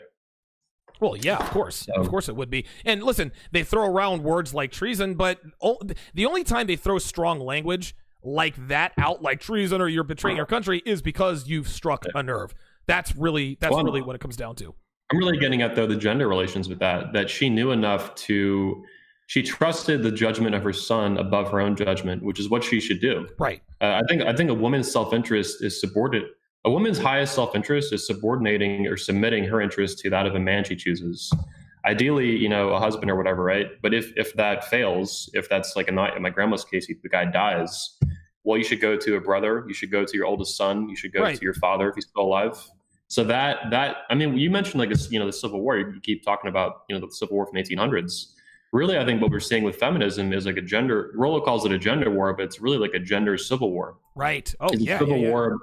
It's like a cultural civil war among the country that's specifically rooted in gender relations. It's falling apart. It's every race, every religion, every geographic area, every state. It's fucking crazy. It's got to end. It has to stop. And listen, it stops with men like us. Before I ask you about the 21 Convention Patriarch Edition, actually I have a really good question here from David Hammer. He says, who are some masculine role models that you and Anthony can suggest to follow in Western culture today outside of the Red Man group? You have any suggestions? I'm not sure if he cares if they're alive or dead, but recent, I would assume, is important to him. Okay. So I like Steve Jobs a lot on an entrepreneur level and some elements of masculinity. He was not perfect, and I don't like everything he ever said, but he's pretty solid. Another one I like a lot that I like a lot is Arthur Jones. Arthur Jones was a millionaire, probably a billionaire by today's standards. He was worth like $400 million back in the 80s. He was the founder of Nautilus machines, Med-X machines for physical exercise. He's basically the reason you have like gyms today as you understand them. Like when he was around, when he was inventing the stuff in the late 60s and 70s, you had gyms, but they were like really, they weren't popular like they are now. Right. Yeah, they were just meathead, dark. They were dungeon level shit, Yes. which is fine. But it wasn't like you see now where it's become a real popular thing. So you would call like a health club or a fitness club, as you see it now, like LA Fitness or something. He's the reason these places even exist. Revolutionized, I think, the fitness industry. Everybody's, he's still. I mean, he worked with guys like Arnold Schwarzenegger, Lou Ferrigno, all these guys. Yep. Super badass guy. Yep. And he was, he was amazing beyond that. This guy was like Indiana Jones meets Tony Stark meets Hank Reardon. I mean, this guy traveled the world, films. He said he was a mercenary, killed like over 80 people. Dude, he flew a fucking jet out of Central Florida, near where I'm at now, to fucking like Africa, and picked up a bunch of elephants and brought them back, like him and his wife and like some people. Dude, I mean, he flew the fucking plane. Like, this guy was just absolute badass, and he's a legendary. I would call him a legendary American badass, and I mean that literally. Like, super fucking awesome guy. I'm excited to one day make a documentary about him. I will get that done at some point. I know all of his buddies and shit in Florida. Shit. Some of our speakers. Yeah. Good stuff. So anyway, Here's another suggestion. Ben Silversweek says Trump is an alpha. Yeah, Donald Trump is a good guy to follow there. Yeah. And it's so funny. You talk to people who are obviously anti-Trump. Notice that they don't call him President Trump. They just say, well, with our president, it's become like the chic. It's the chic thing to do. It's absolutely ridiculous. I mean, I love me some Trump. No doubt, dude. 100% agree with that idea. Listen, he's not perfect, but guess what? He's the most alpha president we've ever had. Anthony, before you go, tell the guys about the 21 Convention Patriarch Edition. Tell them why you did it, why it's important. Yeah. So the 21 Convention Patriarch Edition is a special fatherhood-focused event for fathers, by fathers, and also for aspiring fathers like myself. So it's an event like for men, like we usually do, but it's specifically focused on fatherhood. Essentially, this wasn't quite the origin point, but functionally, over the past few months building it, I've realized that we are rebuilding the patriarchy, quite literally in this case, which is hysterical, but also fucking fantastic. It needs to be done. Patriarchy, I think, was the ultimate boogeyman to feminists and feminism for a reason. It was the most important thing they could knock out. It was the pathway to destroying masculinity, to destroying femininity, to destroying America by destroying the nuclear family, which they've been very effective at. Oh yes, they have suckered millions and millions and millions of people, men and women both, into this bullshit, and it's stupid. Patriarchy is a very healthy thing. It is how men and women get along. It is masculine male leadership in a family or at every level. It's what we need. It's something women enjoy very much. It's something men enjoy and excel at. And we're rebuilding it. We're bringing it back. And I make zero apology about that. This is the first patriarch fatherhood-focused event for men at this quality level and this scale, I think, that's ever been done in recent American history. Yeah, I agree. Fuck yeah. And this isn't like some good man project like, no. Oh, let's be better dads and like push strollers and shit. Yeah. Leave them better where you found them. No. The only people you need to leave better than you found are your children, not women. Yeah, there you go. Fuck yeah. So we're bringing it back. We're building an event. It's not just fatherhood. It's focused on family. There's a lot of men in the manosphere that are not just going to be, either they're not now or they're not really that interested in becoming absolute players. But they want to be as masculine as they fucking can be. They want to be the best men that they can be. They want to be as alpha as they fucking can be in the context of living their life. And that's what we're doing. And I brought together the best speakers on the fucking planet to do that. Guys, like, you're going to be there as a workshop speaker, of course. I'll be there, hosting the event, emceeing it. I'm not a father yet myself, though. Neither are you. But we do have an entire lineup of speakers who are fathers, who are proud patriarchs. Our chief patriarch is Hunter Drew. He is the top speaker of the event, the keynote speaker. I'm kind of using. He gave me the idea to do it, essentially. So he's leading. Wow, it. I did not know that. Excellent. Yeah. Also, of course, we have Rollo Tomasi, Godfather of the Red Pill, proud patriarch. We have Elliot Hulse, first-time speaker to the event. Oh, yeah. YouTube famous star, father of 4. I just went to his 40th birthday party the other night, met his wife and father. His dad's fucking awesome. Dad's a super badass dude. Good. And, it goes on and on down the line. Jack Murphy, Pat Campbell, Dr. Sean T. Smith. Yes. Tanner Guzzi, very good patriarch. This is Steve the Dean Williams. Yep. I just met him recently in Orlando, right here at my house. Just got to come by. It was fucking awesome. Socrates. So it just goes on and on down the line. We have the best guys in the manosphere and the best speakers in the world for these ideas and for these topics. It's amazing that I started my company when I was 17, this event for men, young men at the time, that we're now doing it for fathers and focused on fatherhood and becoming a father is like mind-blowing. Yes. I'm fucking pumped.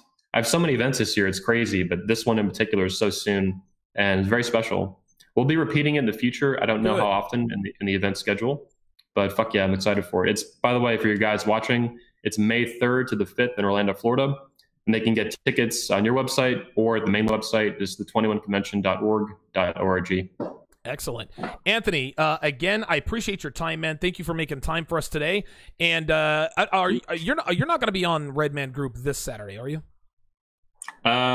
I don't know. Maybe not. We'll see. I got so much going on. It's fucking crazy. I can't even imagine. Yeah. I know I'm going to be seeing you in Orlando here in 3 short weeks. So I certainly look forward to that. Again, thanks for stopping by, man. You're welcome on the show anytime, man. Yes, sir. Thanks for having me on. I look forward to hanging out soon, man. Absolutely. Anthony Johnson of 21 Studios, founder, obviously, of course, of the 21 Convention, 21 Studios, the Redman Group, or 21 Studios, the 21 Convention, et cetera, et cetera. Again, guys, you guys can get your tickets on my website, or you can go to the21convention.org. That is the THE21convention.org. After the break, I'm going to give you guys finally the one argument you should never, ever, ever use with your woman. You do not want to miss it. We'll be right back. How this relates to hot girls. Thanks a lot, man. I appreciate it, dude. Girls don't develop themselves. They don't develop themselves outside of sex because it was a good chat. You really got savage with the feminist shit. I was like, this is everything good company. is easy. I mean, of course. And a lot of you out there might be thinking, well, Donovan, you're using hyperbole. Nah, I'm here to tell you. Life for super attractive women is, in the United States and in the Western Hemisphere, it is fantastic. The girl on your screen right now, I can guarantee you she probably hasn't bought a drink in her life. She probably has never bought a drink or a pack of cigarettes. She's probably never paid for drugs. I don't know. She kind of looks high. She looks like she's high on cocaine. Whatever she's high on, I can promise you that she didn't pay for. And the reason why she doesn't have to pay for these things is because she's hot. Everything, hot girls get attention, okay? They get boyfriends, they get they get all, listen, I know a shitload of strippers down in Vegas who are all, guys, they are all hard 10s. Great tits, a lot of them fake, perfect asses, flat stomach, long legs, pretty faces, you name it. They are all in their sexual prime. They're all in their, most of them in their early to mid 20s. Listen, these women could have any man they want. Okay, these girls get rich men wanting to marry them. They come to these girls, marry me. I will move you to another country. You'll live in a castle. You'll never want for anything in your life, despite them not being good at anything but shaking their asses on stage. That's the power of female beauty. Now, decent-looking girls, on the other hand, they have to develop themselves outside of sex. Decent-looking girls like this one, okay, yeah, she looks okay. Okay, I don't know, I'd probably put her at a 6, maybe a 7. But I can promise you that the girl on your screen probably cooks a hell of a lot better than this chick, okay? The girl on your screen right now, all right, she's had to pay for a few drinks. This girl has never had to pay for a drink in her life. The girl on this screen would treat you infinitely better than this chick right here. And the reason why hot girls don't have to treat men well is because they don't have to. If a man has the balls to say, you know what, bitch, fuck you, I'm not taking this anymore, you know what? She's just going to shrug her shoulders and look in her phone and look at the other 200 numbers that she has in there. And she will replace you. Women who look like this, okay, do not have the skill and agency of women who look like that. All right. Like I said, it is a female beauty thing. And to relate this to sports, let's go to Tom Brady. Tom Brady listen, I'm not going to sit here and debate anything, all right? The numbers speak for themselves. I'm not going to make this a sports debate, but Tom Brady's one of the greatest quarterbacks in history, if not the greatest. But guess what? Go back and look at his combine tape. Tom Brady was pasty. He didn't have any muscle. He was unathletic. He was slow. He had to develop himself, all right? He's not the biggest. He's not the strongest, but he has the will. And this was because he was overlooked time and again and in college. He played behind Drew Henson. He was passed over in college, passed over in the NFL, drafted in the 6th round. What did he end up doing? He used that fuel and desire to become the greatest quarterback ever. Well, girls that aren't so hot, they have to have the same fire. They have to figure it out. They have to say to themselves, okay, I was not blessed by the genetic gods, but I can get my ass in the gym, I can get my ass in shape, I can learn to cook, I can be feminine, I can find and hopefully lock down a quality guy who wants more in a woman than physical beauty. Now, don't get me wrong, okay? A woman like this, yeah, she absolutely looks good. There's no doubt about it. But we all really want women who look like this. All right. But this girl has a lot more agency than this girl. Okay. This girl is definitely hot. All right. But she's probably not as good between the sheets as this chick. This chick has to work a little bit harder to please her men. All this chick has to do, all this chick has to be is there. She takes off her clothes and the guy's already blowing his load all over her face. This girl's got to work a little harder. Okay. This girl's got to give you a toe curling blowjob. She's got to give you that after sex sandwich. All right.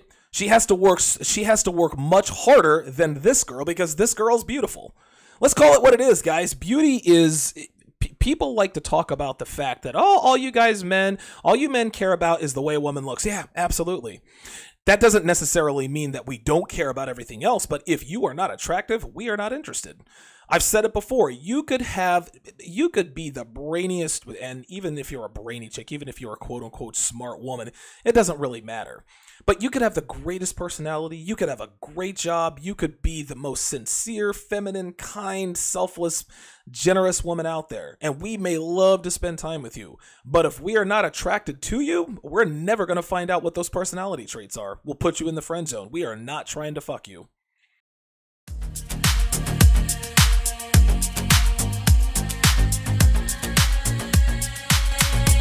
Welcome back to TSR Live, gentlemen. Episode 436 on a Friday. It is April 12th. I know a lot of you guys are definitely ready for the weekend. I'm ready for the weekend too, but my weekends are a little bit different. I don't get to sleep in on Saturday mornings. I got to be up. I got consultations. I got the Red Man group, etc., etc. Listen, don't feel sorry for me. I live a great life. But yeah, you know, on Friday nights, I tend to maybe throw back a few extra drinks. Right? Like, I don't get up at 4:30 in the morning on Saturday morning, but I'm not sleeping in until 9. That's for sure. That's for sure. Shout out to HS Lee 169 with the $5 contribution via the Streamlabs link. If you want to contribute to the show, if you want to support the show, you can do so through the Streamlabs link. It is in the chat. Streamlabs.com/Donovan Sharpe and the number 1. Also, big thanks goes out to patron saint of pipe mastery, Clever, with a $5 super chat. He says, "You are my favorite writer on Return of Kings, and because of you, I've had much success with women. Keep doing the Lord's work." I love hearing stuff like that, guys. Love hearing stuff like that. I like to hear that I have helped men out. I really and truly, it still blows my mind that I do this for a living, and to get that personal satisfaction that comes from helping men improve their lives, guys. You guys will never ever know. You'll never ever know how much that means to a guy like me, for serious. So keep those coming. Keep those coming. I like to hear success stories. If you guys have a topic or something you'd like for me to talk about on the air, send all of your videos, all of the YouTube clips, all of the articles, Facebook memes, etc., to TSR@DonovanSharpe.com. That is TSR@DonovanSharpe.com. That's not TSR Live at DonovanSharpe.com. That is TSR@DonovanSharpe.com. You can never, ever, ever send too many. So now we're going to talk about, now we're here at the end of the show, we're in the last segment here. I'm going to talk about the one argument you absolutely should never use with your woman. Now, you shouldn't be arguing with women in the first place, but I'm going to tell you the one argument you should never use with your woman and why you should never use it. Every man has done this in his life. Every man has said this to his wife, girlfriend at some point with his woman. And that argument is, well, if you were in my shoes, how would you feel? Or put yourself in my shoes, or some sort of variation to that. Now, in these situations, guys, we are thinking logically. We think that if we can make her see the situation from our point of view, that she will in turn see things logically and understand where we're coming from. And if that happens, we think she's going to come around and totally agree with us. But there are two humongous flaws in this logic. The first flaw is that women are not logical creatures at all, at least not when you're in an argument with them. Women are only logical after they've hit the wall because, again, they have to be. You guys saw in the last clip, women are useless, hot girls are useless because they've never had to be useful. Well, when they turn 30 and they hit the wall, all of a sudden, now they got to learn how to cook. Now they got to learn how to suck and fuck, just like the 6s and 7s of the world. Right? Then all of a sudden, they become pragmatic and logical. That's the only time they are logical. Irregardless of a female's age, when you are in an argument or a disagreement with a woman, she's not going to be logical. Trying to appeal to a female's logic is useless. I had a consultation client ask me, he literally asked me, this is a Donovan, should I try to be logical when trying to pick up women? I told him, of course not. Women are not logical or rational, gentlemen. You don't walk up on a woman and say shit like, hey, you should give me your number because I make $40,000 a year, I drive a reliable Honda Accord, and I have perfect credit, which means I can take good care of you for the rest of your life. Shit like that's not going to make her pussy whip because women base their romantic decisions on emotion and emotion alone. Biology demands it. Any man with red pill awareness knows this.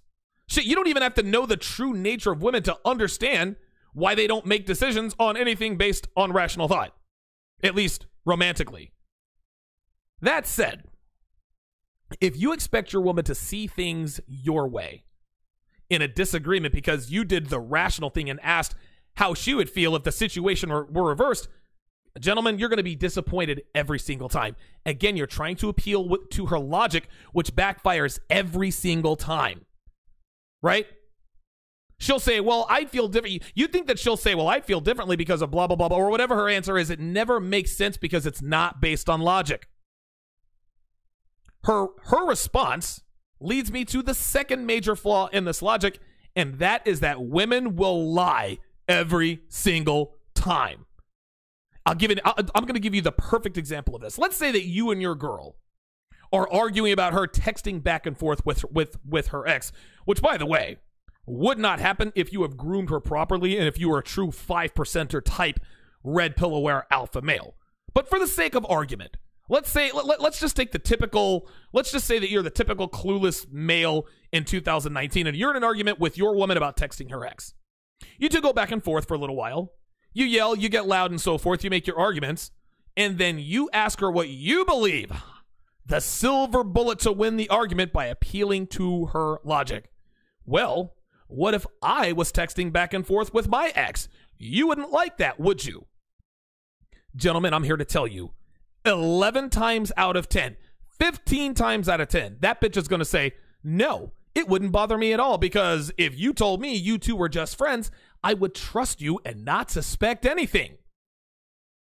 Now, we all know that's 100% bullshit because she would absolutely have a problem with it and you both know it. But for the sake of winning the argument and giving herself permission to engage in the behavior you're calling her out on, she lies, just like every single female would do in this situation. Her lie, as it happens, is also a double-edged sword because not only does she tell you she'd be okay with it, the reason she gave you indirectly accuses you of being jealous and insecure.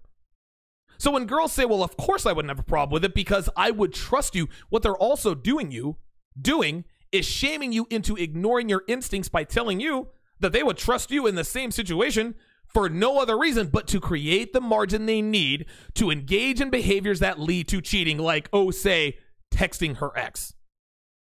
But then later on down the road, when you're texting and she asks you who you're texting, and you tell her it's your ex, she loses her shit.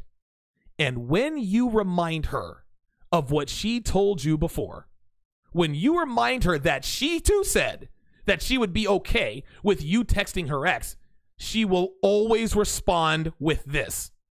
But that was different. Then she'll come up with a bunch of bullshit reasons as to why your situation was different from hers and why she has the right to be pissed off and why you didn't. Again, guys, this is how today's women work, and they do it every single time without fail. Guys, listen to me when I tell you this. Never, ever, ever attempt to put your girlfriend in your shoes or ask her how she would feel if she were in your position or if she'd be all right with you doing whatever it is that she's doing because she's never going to answer rationally. And she's never going to ask honestly. This is a lose-lose situation no matter what. Guys, I'm here to tell you the put yourself in my shoes technique never, ever goes well, and it never ends well. Every single one of you guys has said, put yourself in my shoes, put the shoe on the other foot. I can promise you that less than 0% of you guys had women say, you know what? Now that you put it that way, I agree with you. You're right. I shouldn't go to girls' night out. I shouldn't be texting my ex. I shouldn't be going to lunch every day with Kevin and Sales. My bad. You're right. I'm wrong. Never happened.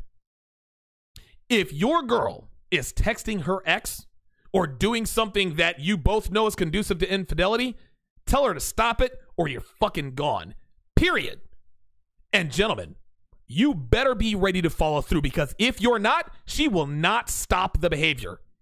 And at that point, it is a mathematical inevitability that she will start fucking him behind your back. I guarantee it.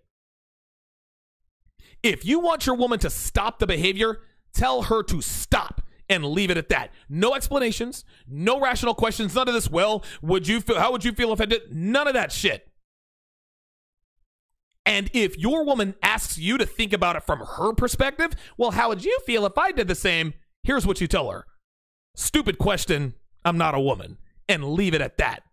Let her throw a fit, let her talk, let her bitch, let her cry. Stand your ground and do not feed into her emotional shenanigans. Eventually, she will calm down. And she will have more respect for you, because you've shown her that you are not the kind of man who's going to be manipulated by a simple role reversal technique that bitches have been using for decades.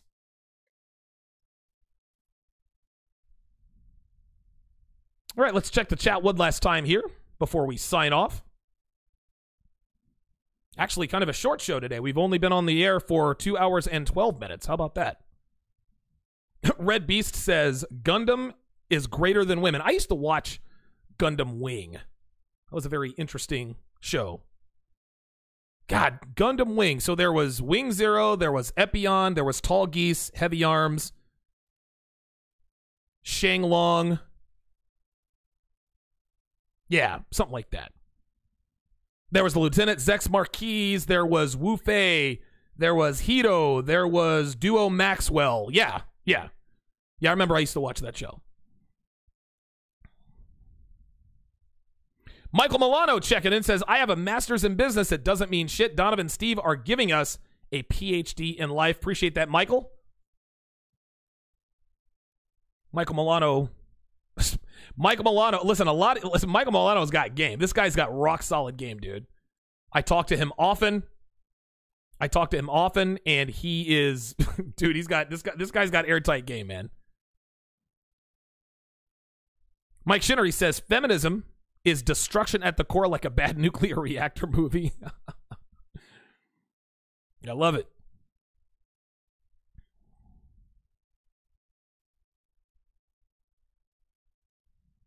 Rob L says it's in their biology. Of course they want to be dominated. Yeah, absolutely.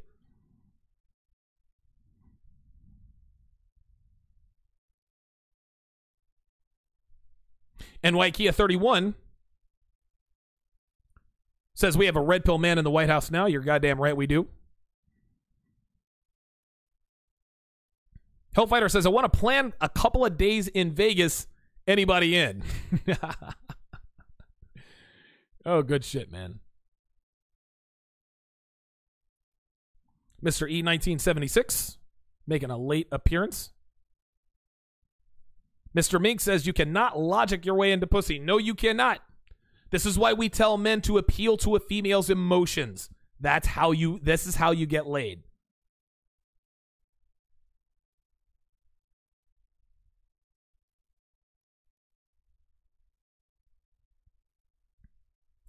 Lion Sen says the new show style is just epic. Yeah, I love it. It's great.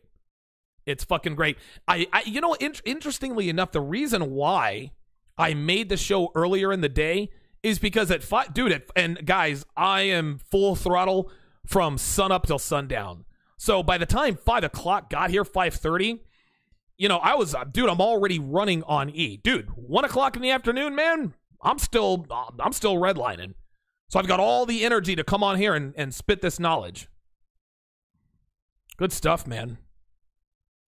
Very good. Excellent show today, guys. Excellent week of shows. Like I said, I am not normally going to broadcast on Fridays, but I had a shitload of guests tell me yes, and I did not want to disappoint. And of course, this was my first week back after taking an entire week off. So I'm glad I was able to, I'm glad I was able to do this today. Again, guys, if you want more content like this, be sure to sign up for my Patreon. Go to patreon.com/Donovan Sharpe. If you want to support the show and smell good at the same time, buy tactical soap through my affiliate link. If you want to support the show and feel good at the same time, CBD oil. And of course, be sure to sign up for my newsletter to stay in the know on all things Donovan Sharpe. That's going to do it for this edition of TSR Live. I will be on the air all day tomorrow. I'll be on Red Mornings with Ryan Stone, the Red Man Group with the Red Man Group guys, and then, of course, the Red Man Group after party with Steve the D. Thanks for watching, guys. We'll see you next time. I ain't gonna lie, but baby girl bad. She got that melanin skin. She got that melanin skin. She got that melanin skin. I ain't finna lie, but baby girl fine. She got some melanin in her. Yeah, she got that melanin in her. She got that melanin skin. For all the ladies with melanin that's comfortable in their element. You a natural baby, that's evident. All the shade they throw your way is irrelevant. That shade you rock can be like medicine. Always on point, I respect your regimen. But you a spread the win, so you don't really gotta try. Other bitches style jack and wonder why. Cause they wanna be like you. They be buying booty that you grew natural. But they be trying to tan so they look like you. Trying to keep a man so they cook like you. Light skinned, dark skinned, it don't even matter cause